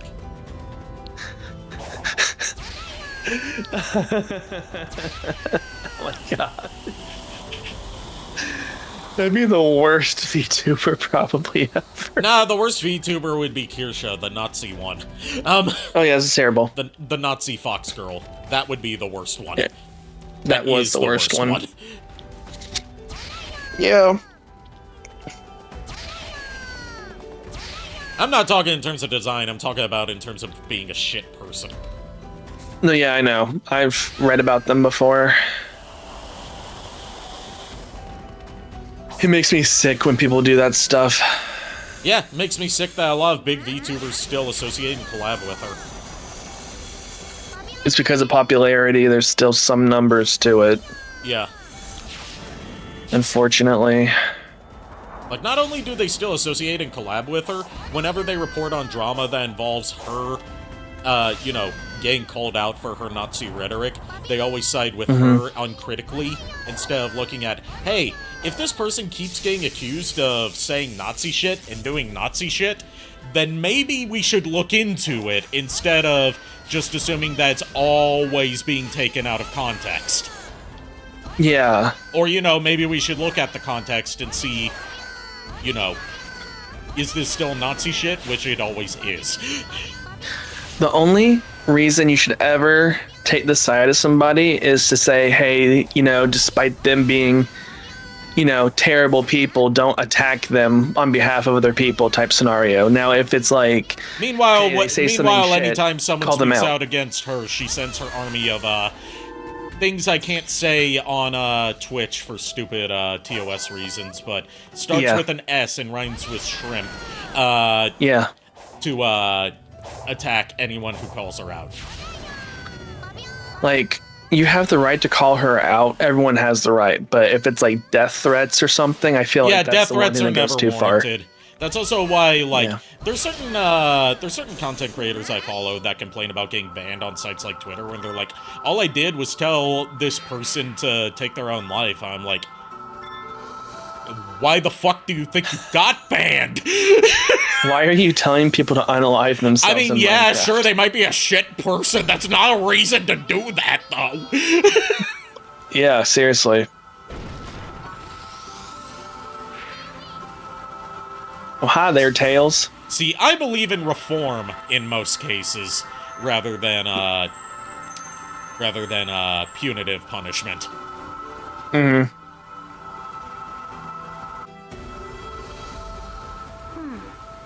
The whole reason we came here was because we detected the Chaos Emeralds were drawn here.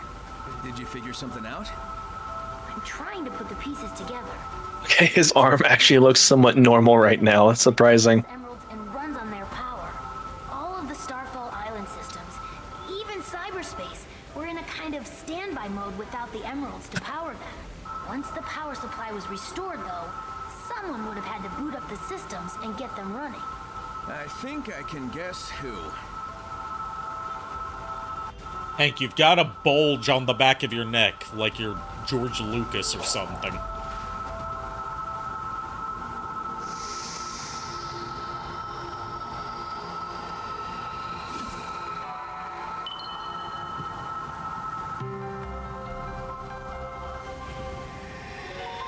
Hank, why is your waist so thin? Do you like it? Why is your I've been finger? I've been on that. I've been taking that Ozempic stuff. Hank, that's not healthy. I mean, yeah, Ozempic can be healthy to take. I don't take Ozempic, but I take like one of the reformulations of it that's meant for weight loss. That came out because part of the problem with Ozempic being approved for weight loss is that it made it harder for people who are diabetic, which is its intended purpose, to get a hold of it. So stuff like Wegovy and Zepbound, in my case, was manufactured as basically a formula of it just for weight loss. Mm-hmm. Anyway, I'm fact-splaining my own joke. You mean you don't like my hourglass figure?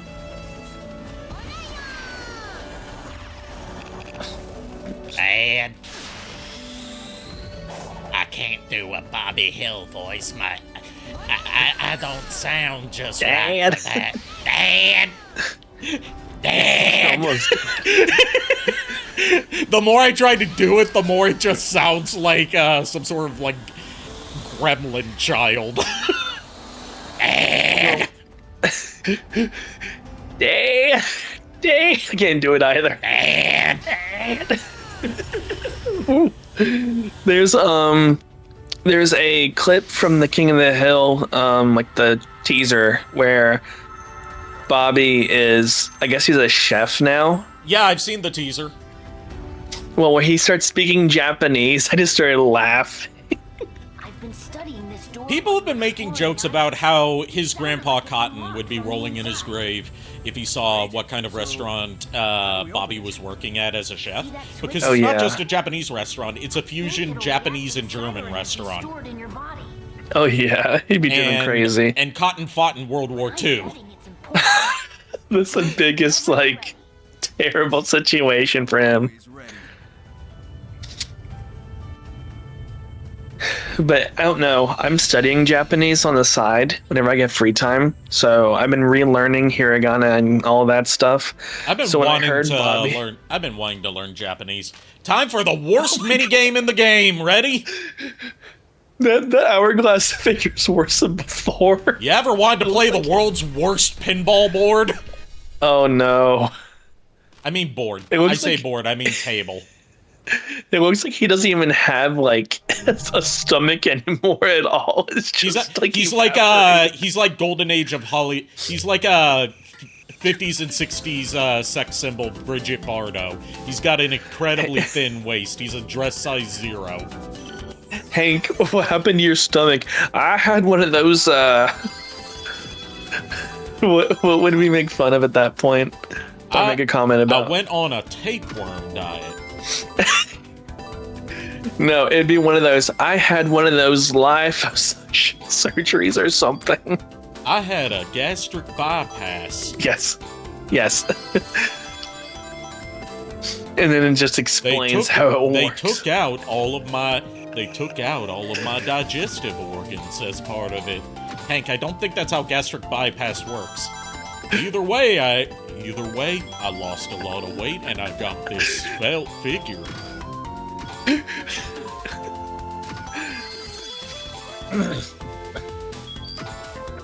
In all seriousness, though, like I've lost a lot of weight too. Actually, same here. Well, I went into work yesterday just for like 10 minutes because I was trying to figure out if there was anything I needed to do before tomorrow. And as soon as my coworkers saw me, they said they didn't recognize me. They said, "You lost a lot of weight all of a sudden." I said, "Huh?" Lo and behold, apparently my face has slimmed down a little bit and my gut's going away slowly. So yeah, face slimming is your face slims down first before, most drastically before any other part of your body does. Yeah. See why this is the worst pinball table? I can see why. And you have to hit, I think it's like 500 million points. What? And there's no way to earn extra tries. So if you lose all of your pinballs, you just have to start over from the beginning. Oh, and your score multiplier resets whenever you lose a ball. Oh no. And the collision on the table is fucky. A lot of times the ball will just phase through stuff. Oh no. It's very much up to luck, because you can't really guide where the ball is going to go a lot of the time. Like, there's those two drains on the side. I believe they're called drains. I don't know my pinball terminology very well. But basically, those two pockets on the side that exist solely just for your ball to land in there, and then just you lose a ball. And it goes in there more often than it does anywhere else. And unlike, something like Sonic Adventure 1's pinball tables, which were actually good, it makes me shocked that they couldn't replicate how good those were with modern technology and modern teams.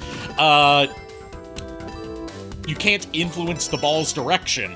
So, oops, guess the game just decided I lose a ball and there's nothing I can do about it. That's ridiculous. Yeah. This is what, like I said, Chaos Island, worst minigames in the whole game. It really is. Holy shit. And this is the worst minigame in the whole game. Like, how long does this damn minigame take? It can be like a couple minutes, or it can take tens of minutes, all depending on how lucky you get. Oh my god. Like, I've seen people try to say, like, oh, just build up your score multiplier. I'm like, how do I build up my score multiplier by picking up red rings or just regular rings or lighting up all the lights if the ball keeps forcing itself to go somewhere shitty, out of my control?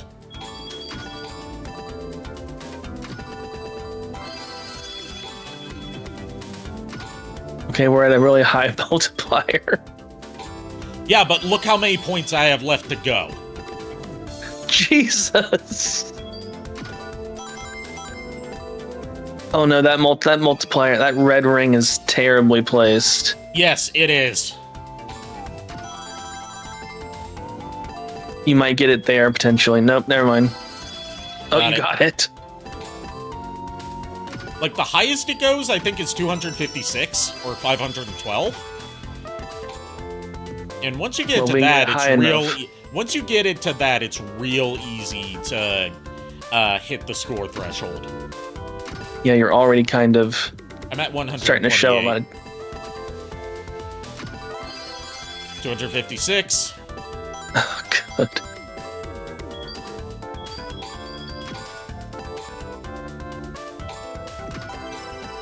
Oh, perfect. It's 256. Yeah, it caps out at 256. Okay. Well, still, we're making progress. Yeah.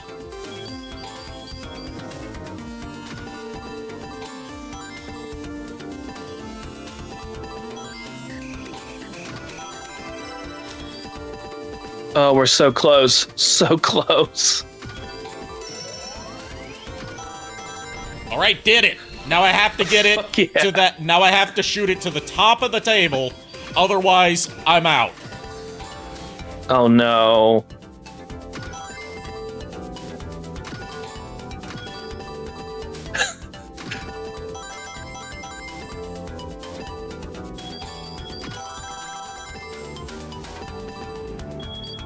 Okay, that's unfair as hell. You were right at the top with that ring. Yeah, but Clyde. you have to shoot it into the portal, I believe. Oh, that's unfair. Oh, great. You want to retry? Thanks! Thank you! Thank you so much! You, game. Fuck you. Fuck. You were right there. And what it counts as getting into the portal is basically you have to hit that middle bumper from the top to collide you with the portal. What? That is the only way I know of to get into it. Welcome back, JKR. Yeah, JKR.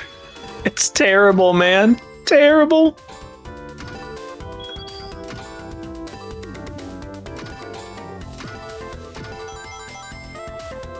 Like, the only way to get up there is to get lucky and, like, hit that second bumper. The only other way is to get there through, like, launching the ball after losing it, but that's assuming you haven't lost all of your previous pinballs, just trying to get the max score.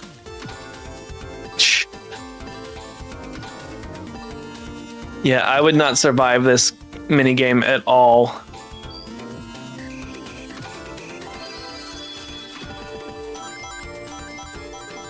And the fact it's required for progression. Yeah, I would be screaming right now if it were me.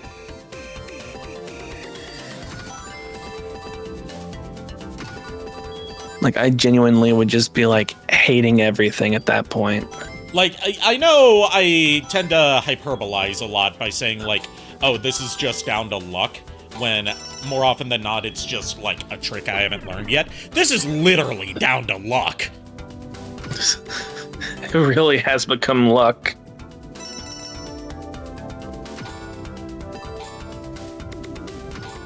It's like the second most boneheaded way of gating progression in something that I've ever seen in a Sega game.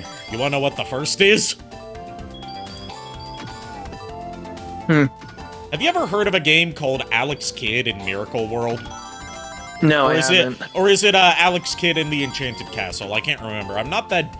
I'm with the vast majority and not being all that familiar with Alex Kidd. It was Sega's attempt at a mascot before they made Sonic. Anyway, the point I'm trying to make is the boss fights in that game are entirely luck-based. Jeez. And you may be thinking, like, oh, come on, it can't be that bad. Boss fights are just all about pattern recognition, right? Mm-hmm. The boss fights are a game of rock, paper, scissors. Oh, that's so stupid. You just have to hope that you win. That is so stupid. Yeah, there's a reason Alex Kidd isn't really around anymore. Sure, he got a new game a few years ago, but it wasn't even made by Sega. They licensed it out to another company and didn't even publish it. So, that's how little they care about Alex Kidd, because he was such a failure as a mascot. I didn't even know it existed. Yeah, because he was discontinued as their mascot before we were born. No wonder. He got one game on the Sega Genesis. The rest were on the Master System, which predates us being born. Yeah.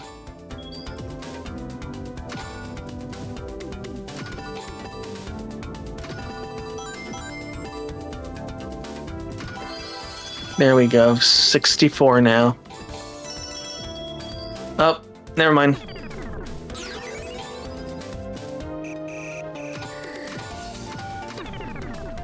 This game woke up and chose violence today.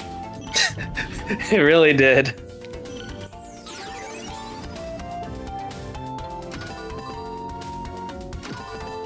Like I said, JKR, you've played plenty of pinball before, right? How would you rank the layout of this pinball table?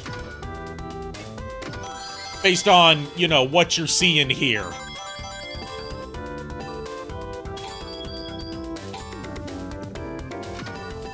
Like, I know you're not a pinball aficionado, but as someone who has played a game or two of pinball, how do you feel about this one? The fact, like, it would be, there's so many things that would make this better, from, like, lower score threshold to getting rid of those drains on the sides that serve no purpose other than to just fuck you over. But, like, one thing is, like, does it have to be this fucking cramped?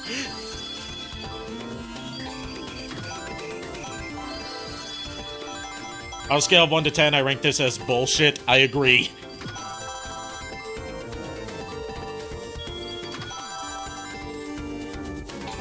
Like, say what you want about how, kind of jank the pinball tables in Casinopolis and Sonic Adventure 1 could be. You could still, like, you know, you could shake the table to influence the direction of the ball. The tables were sensibly laid out. There were multiple levels to them. You didn't have to hit an arbitrary score threshold that was, I think, 500 million points, if I'm remembering correctly, on this table.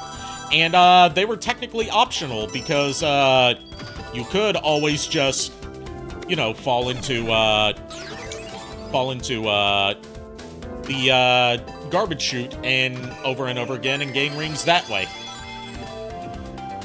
From, the platforming section, so there was an alternative to playing the pinball tables. Also, they switched up, how the pinball worked by combining them with other kinds of casino games to make the payout on the rings you needed to progress, faster. Like, you had the slot machine pinball, and you had the, 5-card poker pinball.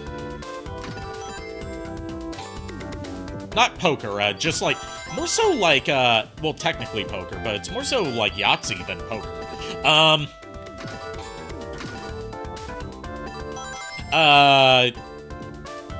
But yeah, like, they understood no one's going to want to play pinball, as a mandatory thing to proceed, so they designed ways around that. Sonic Frontiers, this is like one of the few things I have to legitimately knock against the enjoyment of the game that isn't just down to, like, cheese grating off enough edges to make it run on the Nintendo Switch. This pinball table is atrocious. It really is.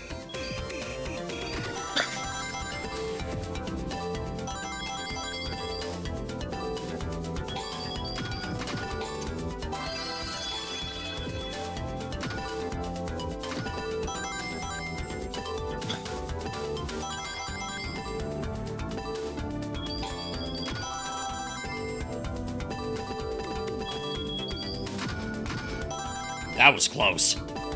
I almost lost the ball there.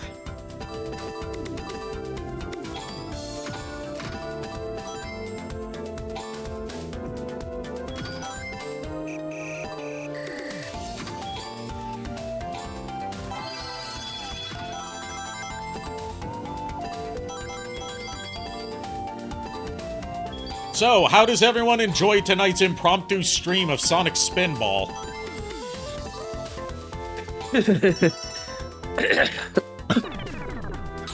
Well, now I don't enjoy it as much because your timer's gone.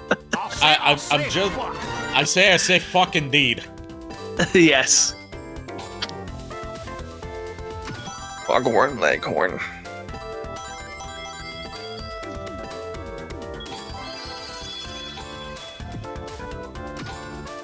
Like, I've seen people get this on their first try. And I've gotten it on my first try sometimes. But I never know how I get it on my first try other than I just got lucky.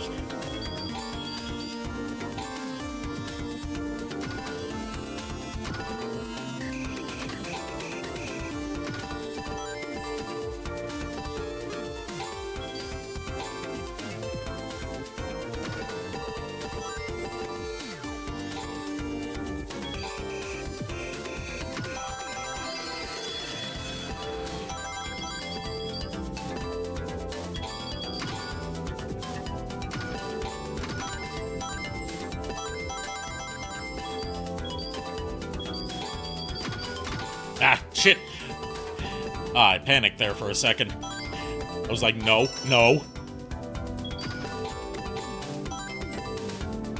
So I got to see Olive today. Oh, you did? I guess I have to make small talk during this, because what else can I say? I got to see Olive today when I stopped by my mom's to drop off JKR and Kier's packages. Yep, I have to do this again. Yeah, Olive was happy to see me. Did she hear you?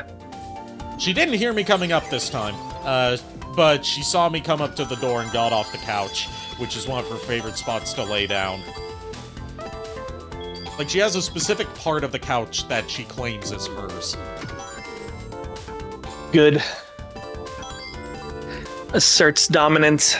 She had a second couch that was all just hers, that was left over from my late granny, that Granny would lay down on, and Olive would go in Granny's room and lay down on that couch sometimes while Granny rubbed her. But Mom got rid of that couch because it was old, falling apart, and taking up space. So she donated it to the local thrift store. I'm sure Olive didn't like that. Well, Olive didn't care one way or the other. I mean, I'm sure she cared, but, like, she has another safe spot of hers in that room, which is her crate. And she goes in her crate more often than she goes on the couch. Gotcha. Because we trained her to love her crate and, you know, treat it as her safe place when she's scared. Like during thunderstorms. Yeah. I'm lucky that Barry kind of just is chill with everything. Although he sits so weird for a cat. I never understood why unless he picked it up from me somehow and just, you know... Well, you do know what they say. They say that pets resemble their owners. Like, I do a lot of putting my arms around, like, couches, like on the back. Yeah. So what Barry's taken to do is if he's laying down, he'll keep one of his paws like kind of hanging over, like he's just chilling. That sounds adorable. Send me a picture of that if you ever. Next time I see it, if you ever see, I'll get if you're one. ever able to get a picture of him doing that, send a picture of it. Yeah, I will. He's silly as can be when he does it.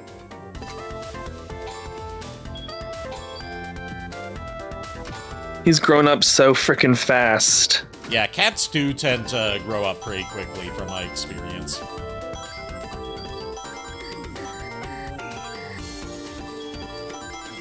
I'm trying to see if I have a photo of him real quick right now doing that.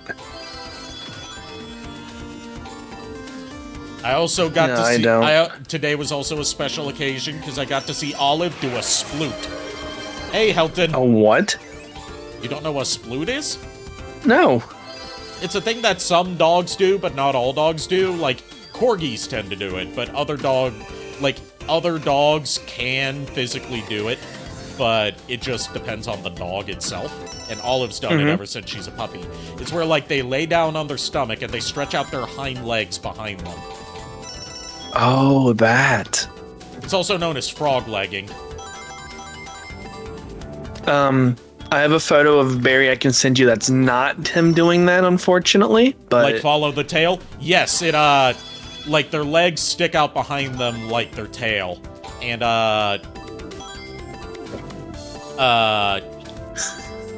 yeah, not all dogs do it. Corgis tend to do it because of how their body is laid out. But my dog, Olive, has done that ever since she was a puppy. And she does it when, like, she's either really into playing with a toy, or when she's just, like, laying down and relaxing on her stomach, and she's, like, really relaxed. Or sometimes, like, if the door is shut and she wants to go out, she'll, like, sploot in front of the door and look all pitiful and, like, put her nose up against the door until you let her out. Oh my goodness. Just chatting. in the middle of a game. Change the category to just chatting because we're not really making any progress. I can't believe I'm watching pinball. Yeah, I can't believe we've been at this pinball for what, at least 10 minutes now? At least 15 minutes now? Because this is required for progression? What's progression? We totally don't have any progression here. Isn't progression isn't that a car insurance thing? Progressive. That was the joke. I know. Oh, you're at 64. Oh, maybe we can make progress. Yeah, but I'm also on my last ball. Oh no. You have to be very lucky then at this point. Alright, we're making some progress now. Holy shit. Okay. Let me pause this to see what Helton's saying. When you're gonna play Minecraft, Arikado, make a server and do Nether base. I don't have the funds or resources to host a server. And I haven't really played Minecraft all that much, but I do have it, mostly for therapy. Because, yeah, I saw. My therapist uses Minecraft as part of her therapy sessions sometimes. I mean, I have a server. Okay. I know my buddy Nade has a Minecraft server and a Pow World server. Oh, yeah, speaking of that, I may have to pay for my server soon. Whatever. And, like, I don't know if his Minecraft server is still like this, but he had built it to be, like, based off of the Eternal City of Makanu from, oh, that's so cool. Complete with the Chaos Gate to teleport to different worlds using keywords.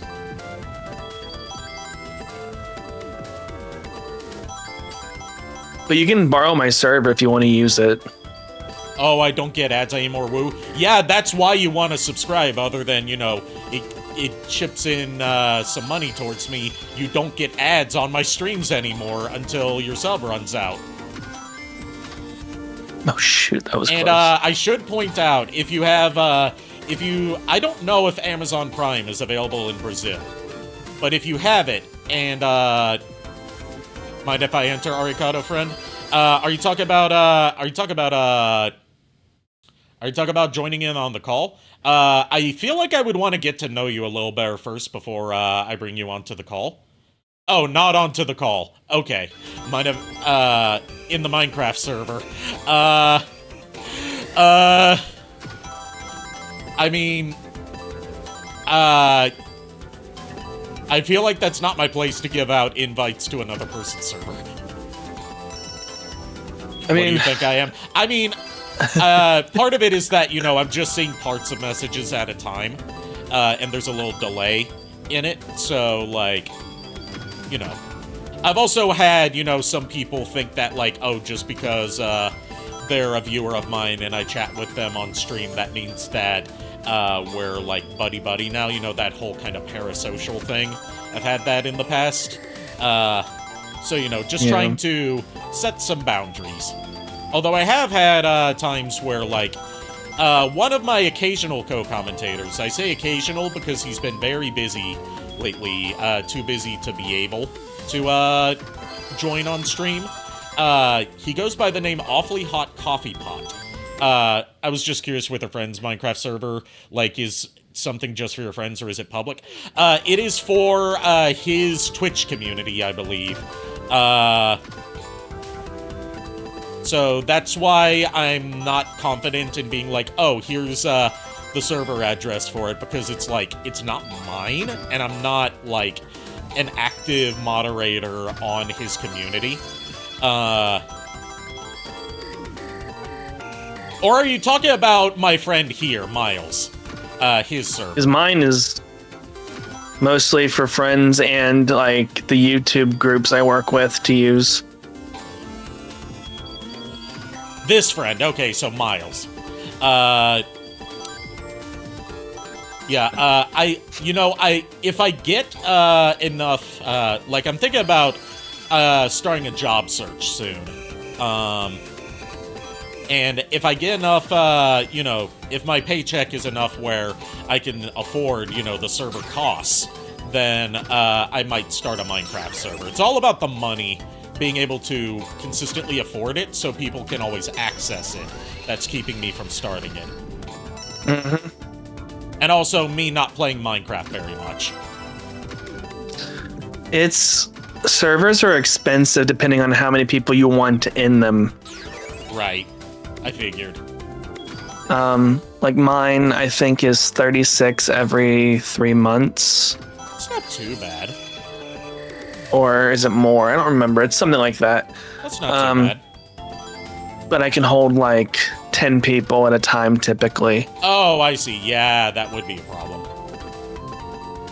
Yeah, you can make it more, but it just depends on how much RAM is dedicated to the server. Yeah, dedicated wham. Yeah, finally! Fucking finally. About the Amazon thing we have it in Brazil. Why? Because if you link your Amazon Prime account to your Twitch account, you get one free sub every month. I'm crying because I'm just so happy. You get one free sub every month on Twitch. Thank you, thank you. Jesus Christ. I already have this. Okay, okay.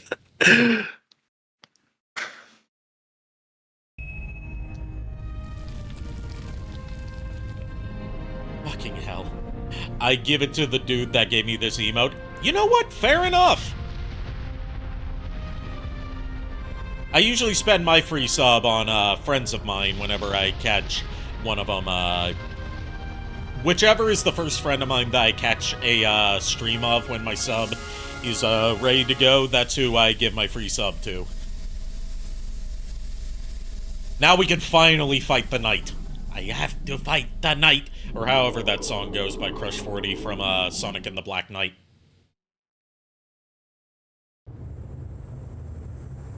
Whatever you did triggered an Bruh, I can understand everything you're saying. What an evolution.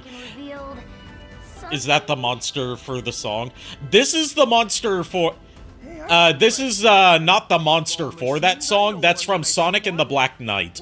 But this monster is called Knight, which is why I'm making that joke. The song for this one is the one that sounds like a Linkin Park song. Sonic, that Titan down there, do you really plan on fighting? What a big sword. Yeah, that's the sword from Sonic and the Black Knight that I modded into him. Keeping you, Amy, and Knuckles trapped? So yeah. Like, his sword doesn't usually look like that. Sit tight, brother. I'll take out this last Titan and get everyone back to normal. Like, it's supposed to be Sonic's talking sword from Sonic and the Black Knight, Caliburn, which, like, spoilers for this nearly 20-year-old game, Caliburn turns out to be the legendary sword Excalibur in a, like, powered-down state.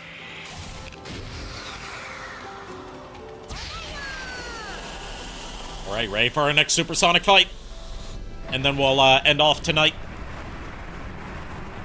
We need a breather from Pinball Simulator. Yeah, and we'll be taking a couple weeks hiatus from Sonic Frontiers because Nico currently doesn't have Wi-Fi and probably won't have it back until the Roaring Knight. Ooh, I've never seen him called that before. Maybe that's part of the mod. Maybe.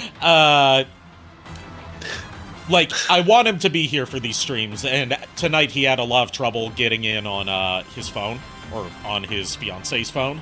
So I want to wait until he's got his internet back. Caliburn, that sounds like a Fireblade from Transformers. I mean, Caliburn does have ties into Arthurian myth. The thing about Arthurian myth is that a lot of the pop culture version of it is, like, combining redundant parts into one, like making Excalibur the sword that was pulled from the stone when it was given to him by the Lady of the Lake. Like, Caliburn is the sword that was pulled from the stone. Alright, we have to climb up the night. I like Saber. Oh, we get Super Hank. You know, I've never seen Fate. I've never played any of the Fate games. But I do know already, just due to memes, that I'm a fan of Nero Claudius. Everyone is. It's my favorite seasonal meme, Padoru Padoru. And one of the things I want to do for like Christmas stuff is get Patorus of my models made. I hate Nero because of Patoru. You would be good friends. You would get along well with my buddy Cloud Sato then, because they also don't like Nero Claudius and despise Patoru. Alright, time to see Super Hank. Oh my god, he gets Super Saiyan hair! I knew it. Didn't I say earlier he's gonna act like Super Saiyan?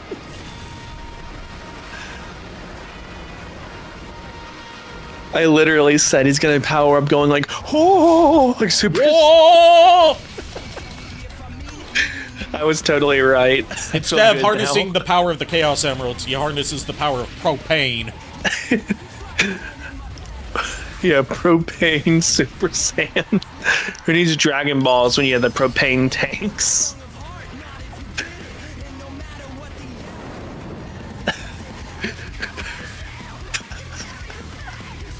Seriously, I love this song. It's called Find Your Flame. And it's, this is good. Yeah, the other vocalist on the song, like, one vocalist does most of the songs on this game's soundtrack for the boss fight themes. It's the singer from a metalcore band called Sleeping with Sirens. But the one who does the rap verses on this song is the same one who did Infinite's theme from Sonic Forces, Tyler from Danger Kids. And he has, like, directly said, like, yeah, Linkin Park was an inspiration for my music, so that it's like, this is very Linkin Park-ish. Yeah, I can tell. Go Super Hank, go. One OK Rock, One OK. Well, the One OK Rock song only plays if you get the normal mode or easy mode ending. If you play on hard mode, you get a different song. This song is from One OK Rock, right? No, this song is from... This is an original composition for this game. Composed by Tomoya Otani, the composer for the rest of the game's soundtrack. The vocals are by... God, I can never remember the lead singer's name, but the rap verses are by Tyler from Danger Kids. Go Super Hank. But no, the One OK Rock song plays in the end credits if you beat the game on normal mode. And that song is called, what was it again? It's called, oh, fuck, I've forgotten what it's called, because I love that song. When you look it up.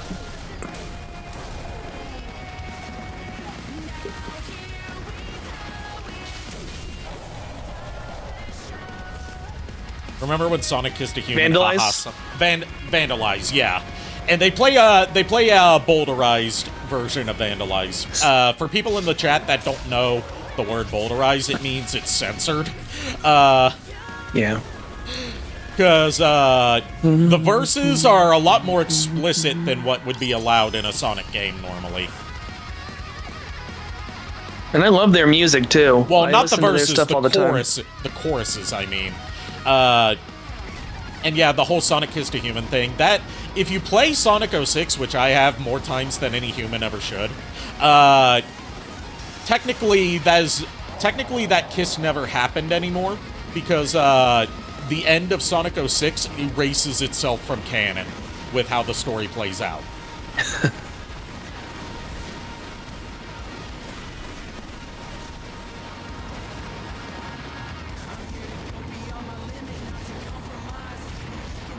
I like Sonic 06 for some motive. I like Sonic 06 for its story, and I can see what they were going for with its gameplay.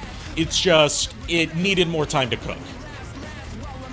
And it needed to not have the team split in half 2 or 3 times, leaving it with a fraction of the amount of people that it had needed to work on it.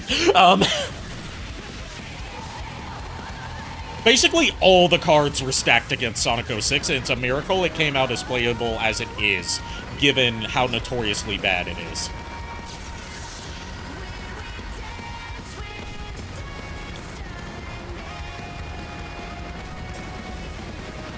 I can't get over Super Saiyan Hank, honestly.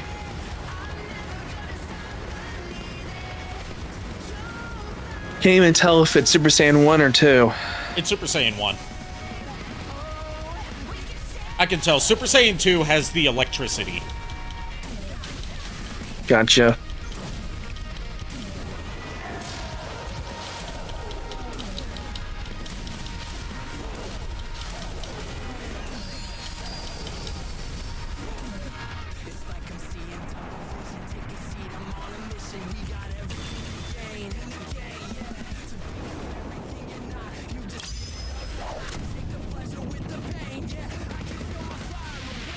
Can we talk about how the way that he finishes off Night is, like, the most, like, peak millennial core, like, anime and Final Fantasy inspired way to take out a boss in a Sonic game ever? You'll see why I mean. Like, this is the kind of thing you would see in, like, a Newgrounds Flash game or an AMV. It's gotta look a little wonky because he's got the wrong sword, but...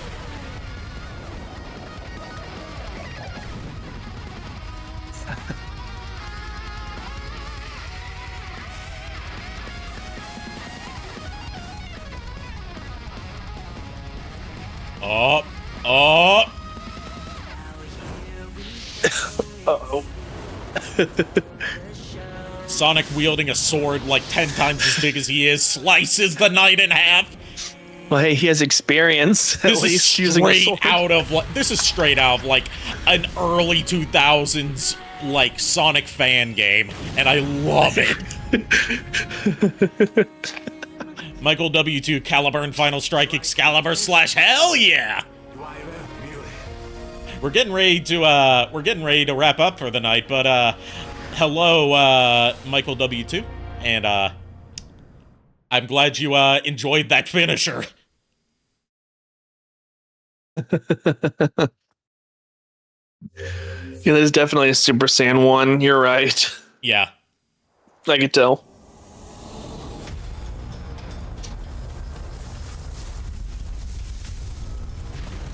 I am loving the adventures of Hank Hill.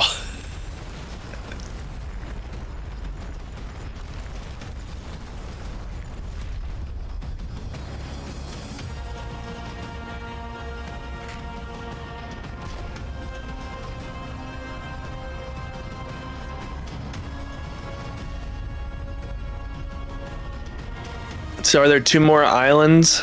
This is a very short island, but I'm gonna save it for next time. Because it narratively leads into the final island. So, I haven't played this, obviously. I used to have it. I tried it for a bit. It wasn't my cup of tea. Yeah? So is it only these, like, is it only Tails, Amy, and Knuckles that are kind of like this, or is there 2 more people for each island? Like, one for each island? No, it's just Tails, Amy, and Knuckles. Well, technically Eggman, too. But we don't care about Eggman. Good. I thought you were gonna say there was a surprise thing. It looks like he's doing the Peter Griffin with his leg. He injures it. He's like rocking back and forth going, ah! We're almost through this. Ah! Doesn't it After look stream, like that? am I He's up for a like- live unveiling of the Hall from the Fair? Hell yeah, dude. That. Like, Ari, when you saw that, you had to have thought that when I mentioned it. When this game was released, I thought we were going to have a new transformation, but you'll be happy to hear that we do get a new one in the DLC, which was released for free as an update. We'll be doing that after we finish the base game, which gives us a new transformation for Sonic that doesn't have an official name, but in the game files, it's called Super Sonic 2. Oh, gosh. And has spawned so much delightful fan art. And technically, there's a third transformation that I won't spoil. But yeah, we got plenty to look forward to. The last one was from that game from the Rings, right? Yeah, Darkspine Sonic from Sonic and the Secret Rings. There was also Excalibur Sonic from Sonic and the Black Knight, but that's more so an armor for him than a transformation. Yeah. I could talk on and on about Sonic stuff for You hours, could. and I have. Uh, I already have. Uh, All these years. I'm not even talking about all these years. I'm talking Sonic Final Fantasy. I mean, there's a. Yeah, yeah, Sonic Frontiers is a great love letter to the fandom. The creator of Final Fantasy Sonic died. Yeah, um, like it feels very much like that bit of like Sonic wielding the big ass Super Sonic wielding that gigantic sword in those Final Fantasy Sonic Flash games. That's why I was like saying it. That's why I was trying to say it felt like. Let's see. You know what we never did? What? We never mentioned your Honkai Star Rail. Yeah, but the bot took care of that. We are Okay. going to raid True Prime, who is playing Final Fantasy VIII.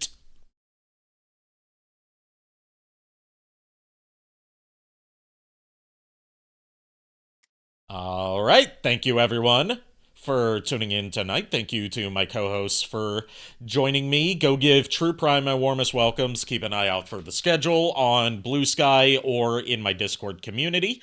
Or, just on my Twitch page. We're going to be taking a couple weeks off from Sonic Frontiers because we need to wait for Nico to get his internet back. Looks like Triggerfire redeems are broken right now. Anyways, I'm rambling enough. Thank you, everyone. Until next time, unpleasant dreams. Bye, everybody. Good night, everybody.